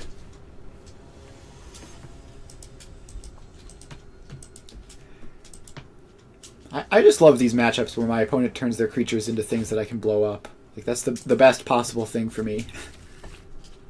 Alright, Thoughtseize into FOMO into Fable. It's pretty reasonable. Alright, not taking Obstinate Baloth. Not in a million years. I'll take the Nissa.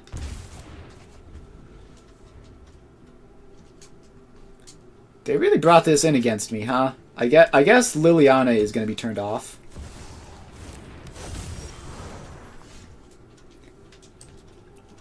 Alright. And I think while I have the opportunity to Thoughtseize, I'll take the Bone Crusher Giant. Like, that's pretty much the last time I can do that without getting Balothed. Alright, so then they just cast their 4/4.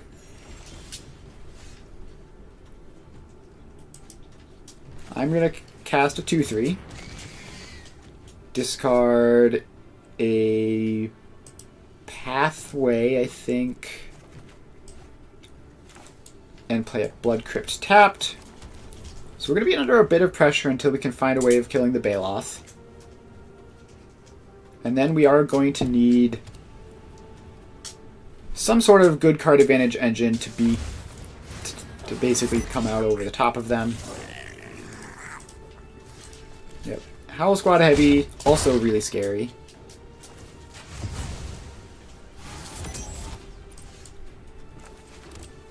So let's get a Fable in play. So now I can theoretically double block the Baloth, and that would be very profitable for me.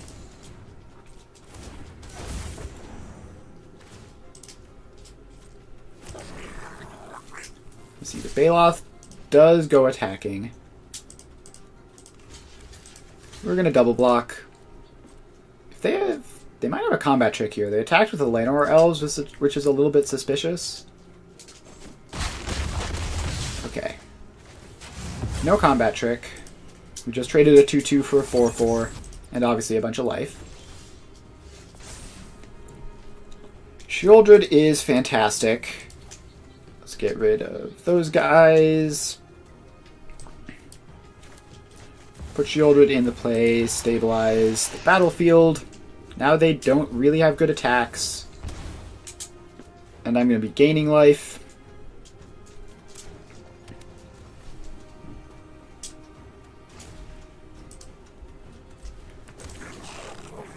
Alright, they're attacking with all. I'm just going to block some real creatures. Alright, they've started their engines, but the heavy is dead. And they have another 4-mana 4/4. You are free to cast 4-mana 4/4s, opponent.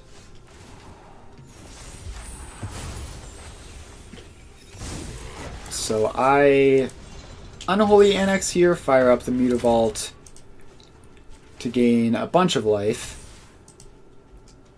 So I'm going to be gaining 4 life here. I'm drawing an Extinction Event, which is like, Extinction Event on even is fine.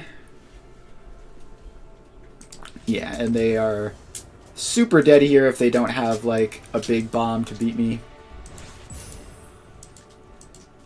Alright. Up to Platinum 2. Rising fast.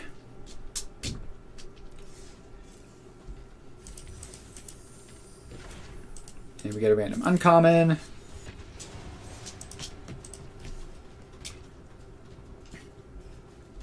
And back into another match.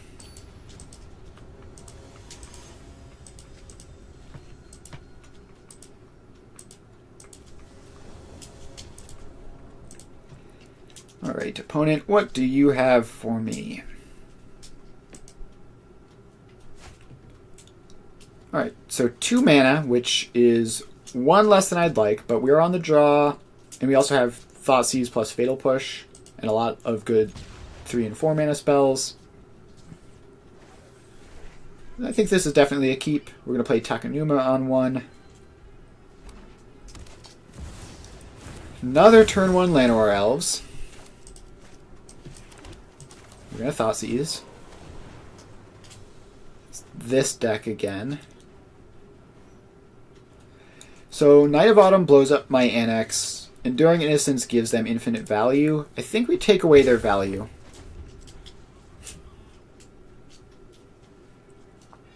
We take away their value and say, like, we have a lot of enchantments that you want to blow up with this. That's fine.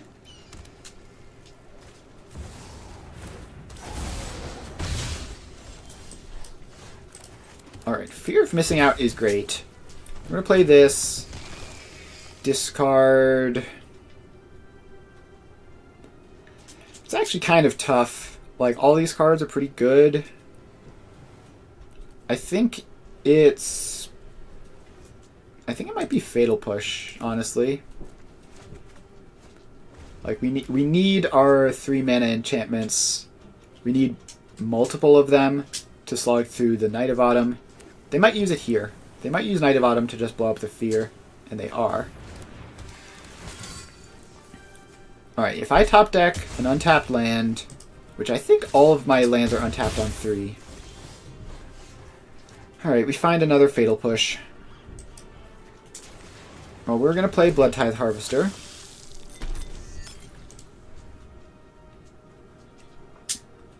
We're in a lot of trouble. We've missed our 3rd land drop multiple turns in a row. I think we trade with the Knight of Autumn. Don't give them the Voice of Resurgence token if we can help it. And if we can draw a land and just play Fable, that would be great. Alright, we draw a land. Don't think we need triple black for anything, or really double red for anything. I'm going to play this on red, just because I already have 1 land on black. Aven Interrupter. That's backbreaking. I think we lose from that. Now they attack for 5.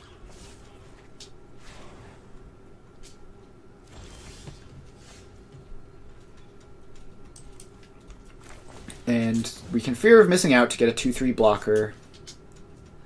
And then maybe they'll remove the Fear of Missing Out, and if they do, we can Fatal Push the Aven Interrupter. I think Unholy Annex is not quite good enough.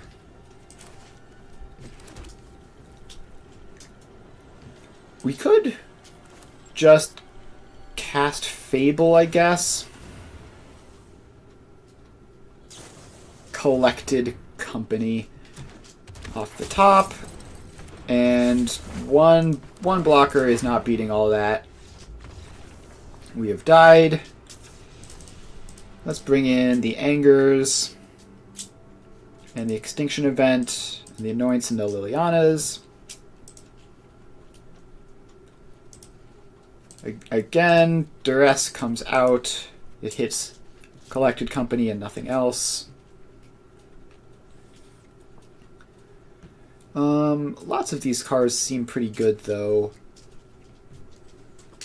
Withering Torment is a bit sketch because the life loss and 3 mana. And last one, I guess we trim a Blood Tithe Harvester. I don't know.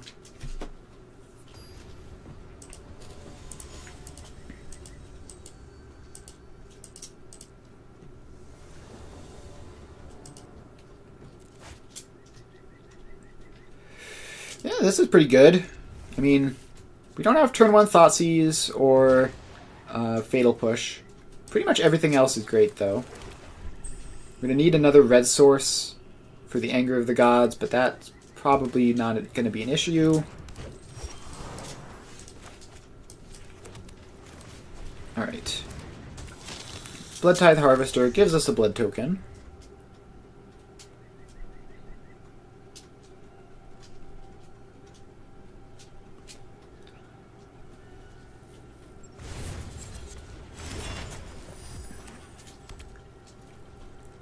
Alright, they are exploring up an Elvish Mystic. I think I just Liliana the Elvish Mystic in that case. Play second black source. Liliana, you sack your mana dork. Suspicious is going on. Now I can attack for 3, and then next turn we can annex plus Mutavault. And that should put us in a pretty good spot.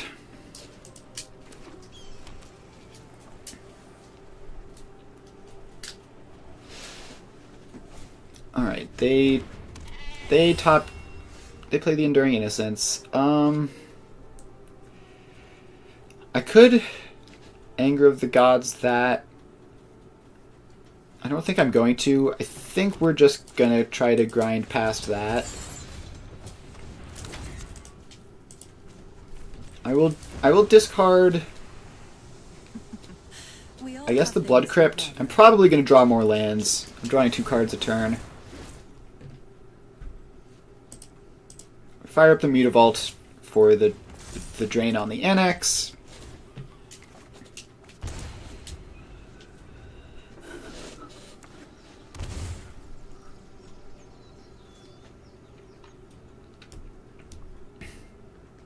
And do they attack with the Enduring Innocence? I will block if they do. I think Liliana is super good. Like, this does deny me the opportunity to permanently get rid of Enduring Innocence with Anger of the Gods, but I think that's worth it. So we play another red source. We play a Fable. They Collected Company. Aven Interrupter, Skyclave Apparition. Alright, that's brutal. That is like the optimal 2 things that could get off of a Collected Company that would be most annoying for me because I haven't even plussed my Liliana yet. Alright, well, we're going to fire up the Mutavault and pass. It's fine, we're just going to Anger of the Gods next turn anyway. And this will just get us more value out of that. Unless they have another Aven Interrupter, in which case, sucks to be me, I guess.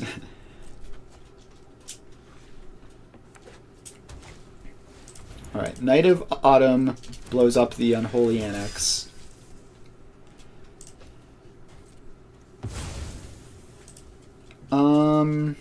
Do I want to blood token away one of these Fables? Probably do. I probably don't need 3 Fable of the Mirror Breakers at any point in the game.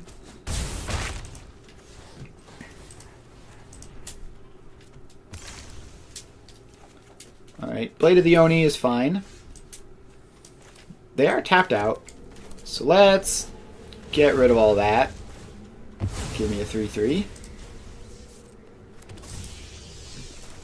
And give me a Fable. and give me a Fable, I guess. Now who's the creature deck, huh? I got a 3/3 and 2 2/2s.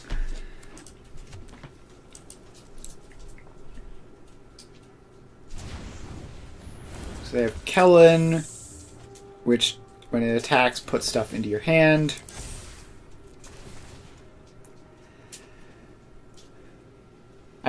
Honestly, I think this hand is just good. I might... Yeah, no, this hand is just good. We're gonna not Fable. So we can Blade of the Oni, and then Fear of Missing Out, which will just draw a card. Alright. Aven Interrupter is fine. I wasn't planning on using that Blade of the Oni this turn anyway. Does mean they draw a card, but... Now we Fear of Missing Out. Draw Extinction Event, which isn't great here, but it's fine. I think we attack with a 3/3. If they want to trade for one of these two things, I'm okay with that. If they want to take 3, I'm also okay with that.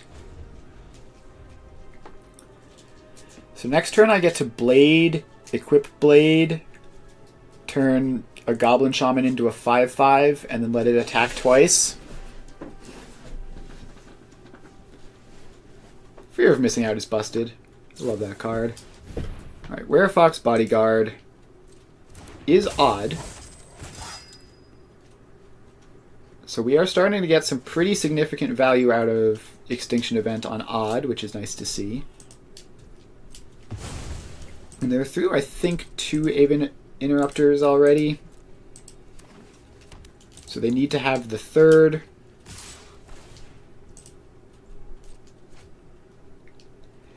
Alright. I'm fine making this trade. They do draw the third Aven Interrupter, so that sucks. But they tap out for a Coco. Hit lots of odds, please. Alright, wish granted. This Extinction Event is going to be very good. In the short term, they have blown me out a little bit.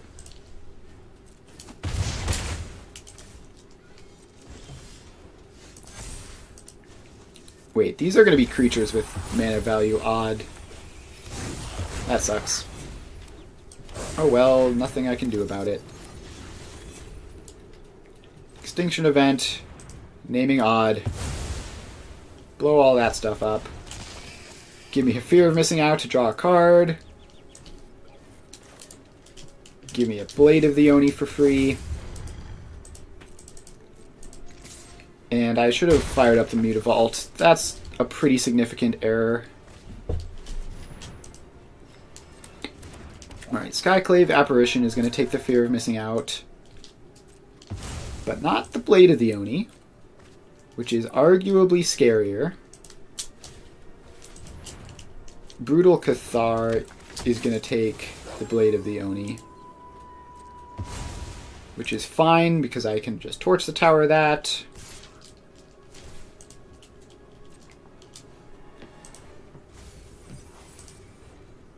Alright, so now they're attacking, which seems very aggressive to me. They don't know what's coming. Give me a Blade. Ooh, Unholy Annex is huge.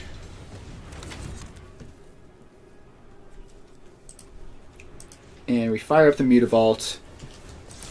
And we attack with everything.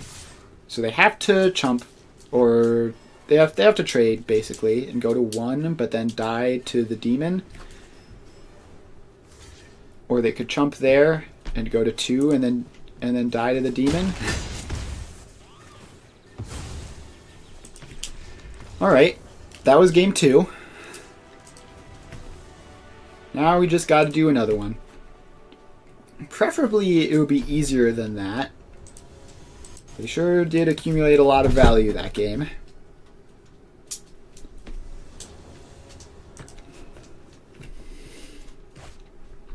This hand has basically no interaction. This hand is quite good. I think we bottom one of the harvesters. Like, our generic curving out draws do not beat their generic curving out draws, so we need to have thought seizes and such to mess with them. Alright. I think it's Enduring Innocence. They have a lot of good cards in there, but that's the one that draws them even more good cards. Archon of Emeria. Very annoying. My lands enter tapped. Maybe I should have taken the Archon of Emeria and just anointed the Innocence.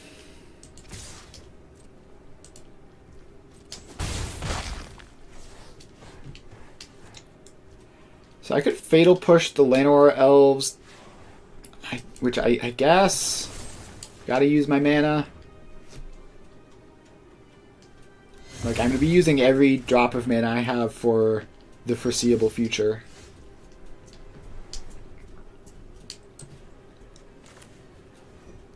And it doesn't matter whether the Cliffs is untapped or not.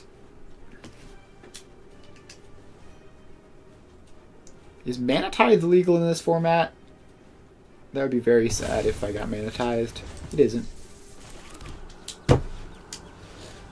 Alright, so they don't flash anything in.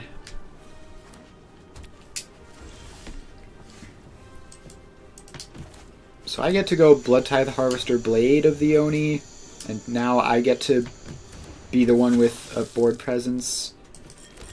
So they can flash in a Bodyguard to temporarily get rid of one of these. Yep, so there goes my Blood Tithe Harvester. And the Knight of the Autumn takes the Blade of the Oni out. Alright, I'm officially not in a great position. Mutavault, Fear of Missing Out. Draw a card. I love this card empty-handed. It is beautiful. I think I jam the Annex here. It's quite risky, but the payoff is huge. Alright, so they have no good attacks. Or sack Sheffet Dunes.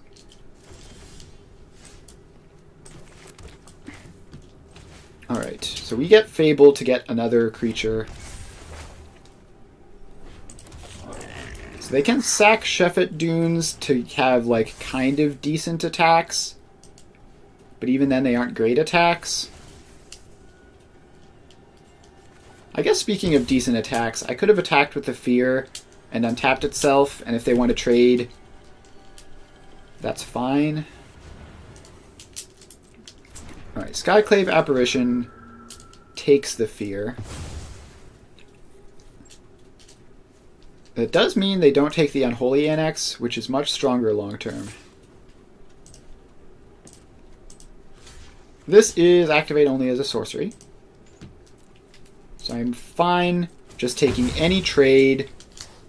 I'm drawing I'm drawing an additional card a turn and gaining life.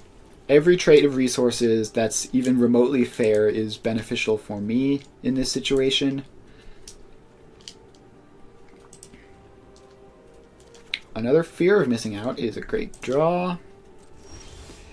As is Sheoldred. No, I am absolutely not. Under no circumstances am I discarding any of those.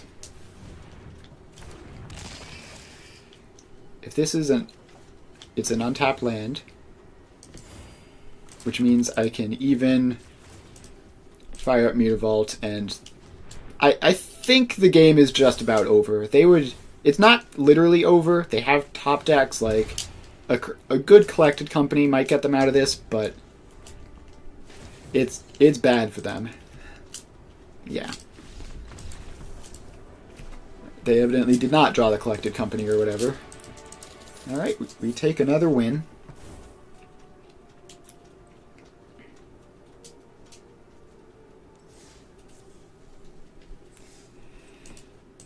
probably do one more match.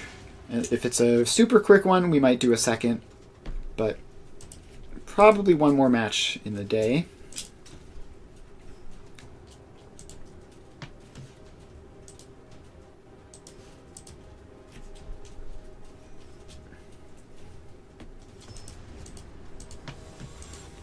Alright, we find an opponent. They Chandra avatar, not that it means anything necessarily.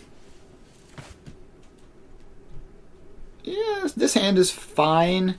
The mana base is sketch. The mana base with this deck is kind of always sketch. We're going to turn one Thoughtseize. What?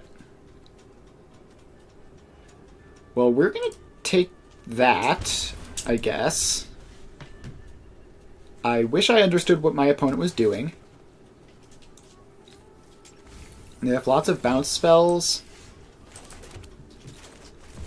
Alright, we need to draw a land next turn for Unholy Annex to start doing cool stuff. They have a lot of bounce spells. Is this like frogs or something?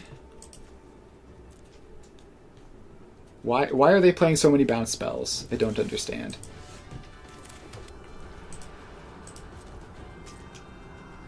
Let's attack you, see what you do. Fading Hope it back. Understandable. So you've tapped your blue mana, which means I can play this and at least draw a card out of it. And Duress is the exact kind of card I want to draw. Just so, if nothing else, I can see more of what on earth is happening over there. Alright, they're a Beans deck. Kind of want to Withering Torment that.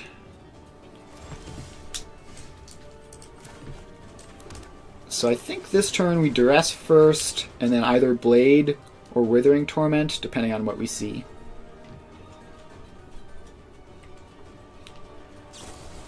Alright, they Flood Maw my Annex. Alright, it is a This Town deck.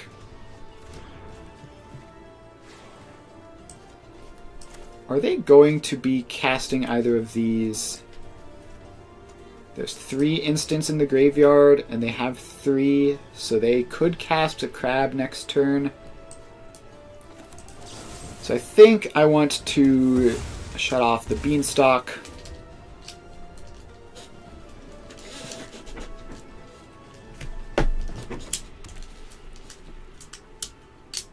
Alright, and they apparently didn't have enough. I may have miscounted. Or maybe they're holding up mana for whatever card they drew. Oh, that is Flash. Okay, that's why. And when it enters, tap up to 2 target creatures. Sure. Not going to attack into the Flash threat.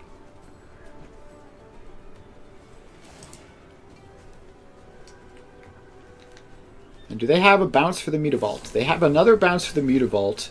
Now, the upside of this for them is that it's dealing a fair amount of damage to me and preventing me from developing much. The downside of this for them is they are spending cards for pure tempo, and I am getting value while they do so.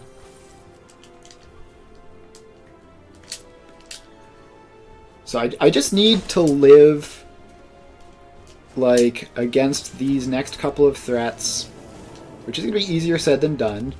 It's a lot of Tolarian Terrors.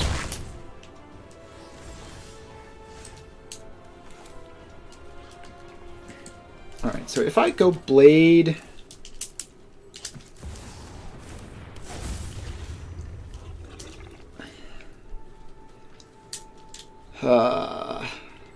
not quite the mana to do everything, but I can go for the Throat the Crab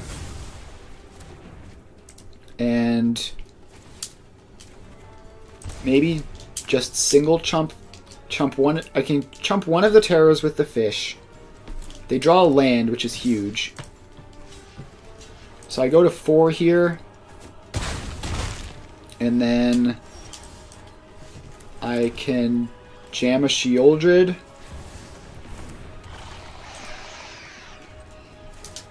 So this will gain me a lot of life. I'm going to have to trade the Sheoldred for a Terror.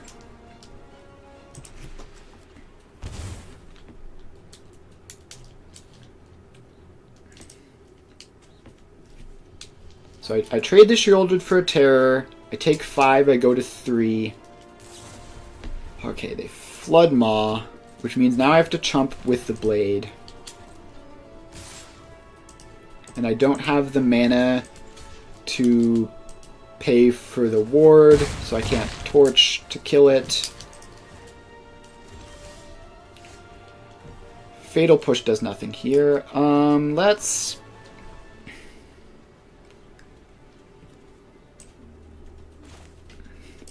How do I go about this? Ritual Chamber gives me a 6/6, but then I die. I die if either one of them hits me at this point. I have to get rid of Fatal Push. That does nothing. I only have 1 red mana. Alright, so I fire up the Mutavault. I pass, draw a card. And then I'm going to have to chump with the Mutavault.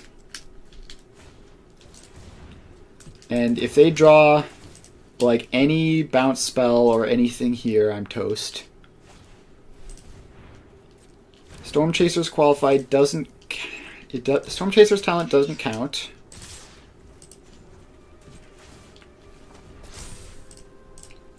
Fire up the Mutavault, go to the chump blocking phase. If I'd realized I only had a single red mana, I would have just played Sheoldred and been fine. Oh, I cannot be drawing all of these duresses at this point in the game. So if I shock this in... I think I'm dead here, right? I think I'm dead here either way.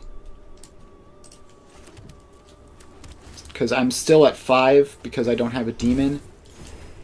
Which means now either of these terrors hitting me kills me.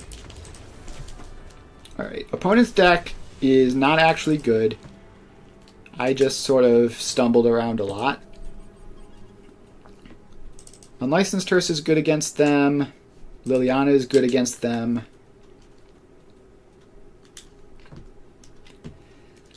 Duress and Thoughtseize are probably not good against them, if I had to guess. I mean, they have beanstalks and stuff. Fatal Push seems bad. Torch seems bad. Duress seems not great. So let's call it like this. So now we have early discard to take away like their beanstalks and stuff. And then we're just going to have to grind them out after that. Absolutely not. Oh, this is close, but probably fine. And I think we put Despair back. Yeah, so this is best of 3. So the way best of 3 Magic works is you have your 60 card deck and a 15 card sideboard. And after the first game and after the second game if you want, you can swap cards out from your main deck into your sideboard. And then whoever is the first to win 2 games wins. It's very fun. Yeah, I've played Commander on Cockatrice once or twice. It's just a bit clunky for me, honestly. It's definitely a learning curve. Like there's no denying that you have to learn a lot in order to play this game. All right, so let's play Liliana and have each player discard. I think I get rid of the Blood Tithe Harvester. I have 3 mana, so I kind of just want to be casting 3 mana spells for the rest of the game.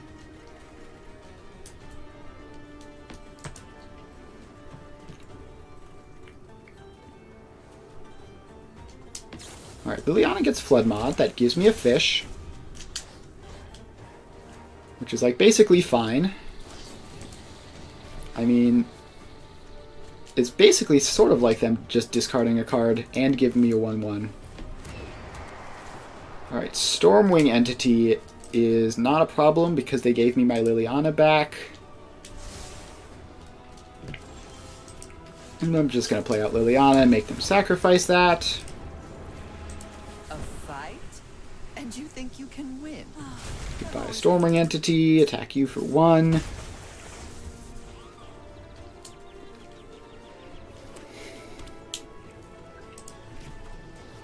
And next turn I'm going to play the Annex to start getting the cards really flowing. They Floodmaw again just to get rid of the 1/1. Play another Stormwing Entity. Alright, so I get to take their last card here with Liliana, which is pretty good. I'll discard the Thoughtseize. Don't overthink things. And it was a Pick Your Poison. Pretty happy to get rid of that. Alright, now we're on a clock. Now we need to stop them before Storming Entity plus Unholy Annex kills us. We do get 1 turn off from them attacking Liliana. Whatever. Luck favors the foolish, after all. And we draw a land. Fable or Fear? I think Fable. This game isn't going to be ending immediately, and Fable is more value in the long term. Alright, we find Mutavault. So that's the Unholy Annex problem solved.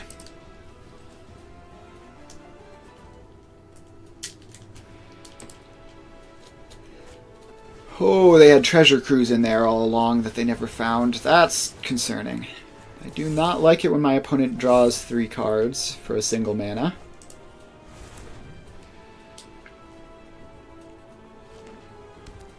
Now, they have a lot of very card advantage negative cards. Fading Hope on a token is pretty good. I'm going to be taking 8 this turn. That's yikes.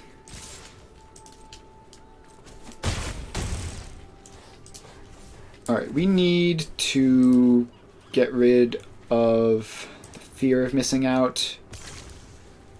Try to find a removal spell for the Storming Entity. And I think we discard those 2. Alright, a billion Duresses and Thoughtseizes. We're going to cast one of them. And take a Treasure Cruise. That feels great. So now we can play a second Unholy Annex, fire up the Mutavault. And now we are gaining 4 life a turn, which is not nothing. Means they're unlikely to kill us this turn. They can fire up the Storm Chaser's talent to pick up nothing that they can cast immediately. So they can pick up a Treasure Cruise, but it'll just rot in their hand and I'll duress it again. So I take 4.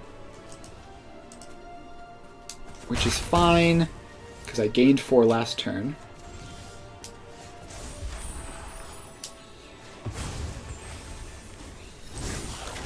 So now I duress you, take your Treasure Cruise.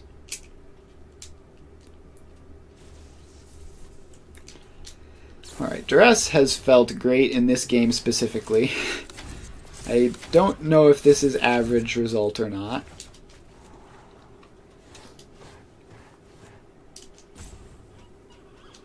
Alright, they are scrying. Now, honestly, I think you probably keep the Fading Hope so you can get prowess triggers on your own turn. Like, there's no way I'm taking Fading Hope over Treasure Cruise.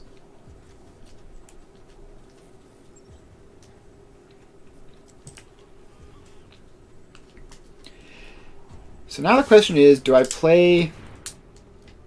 Wait, I could have sworn they had a Treasure Cruise. Am I crazy? Okay, I don't know what happened there. But I'm going to play a Fable of the Mirror Breaker. Get a guy. Fire up my Mutavault. and be very happy not to have it bounce to hand. Alright, Extinction Event answers the entity. With that, we are just about in the clear, aside from any more crazy top decks.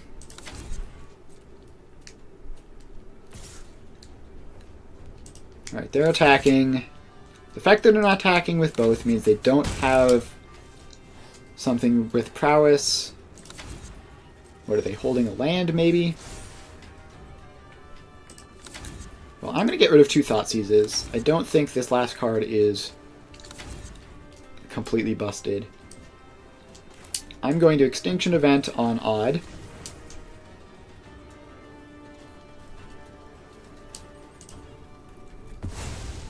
The old 1-for-1 Extinction Event.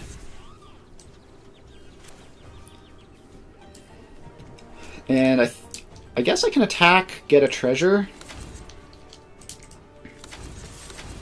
And this lets me Blood Tithe the Harvester and fire up the Mutavault.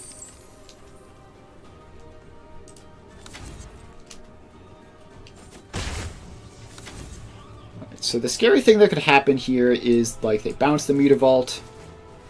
There could be another Fading Hope, and then I would be taking 4 from my own lands, but even then, I'm, like, still kind of fine. I'm just going to use the treasure to not take 2 here. Alright. Do you have a Fading Hope? You do. So I'm going to be taking 4 here. This is why I did not play out the 3rd Unholy Annex. Because... Alright, 2nd Mutavault and Shieldred are both fantastic.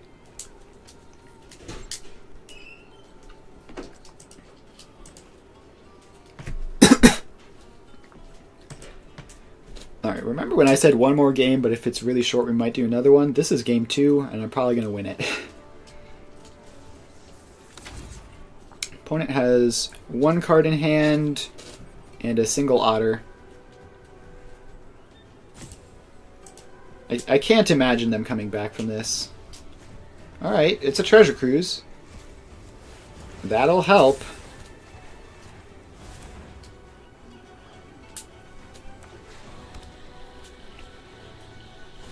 And a Stormring entity. That's also quite scary.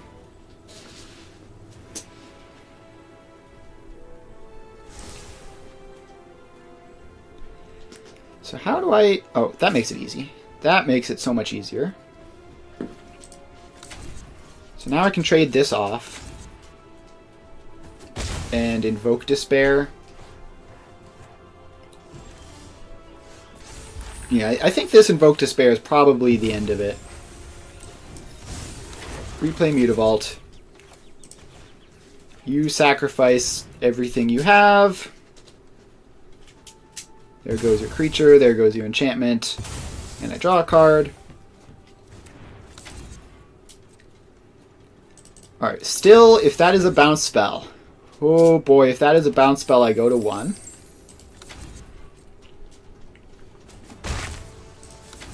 Please don't be a bounce spell.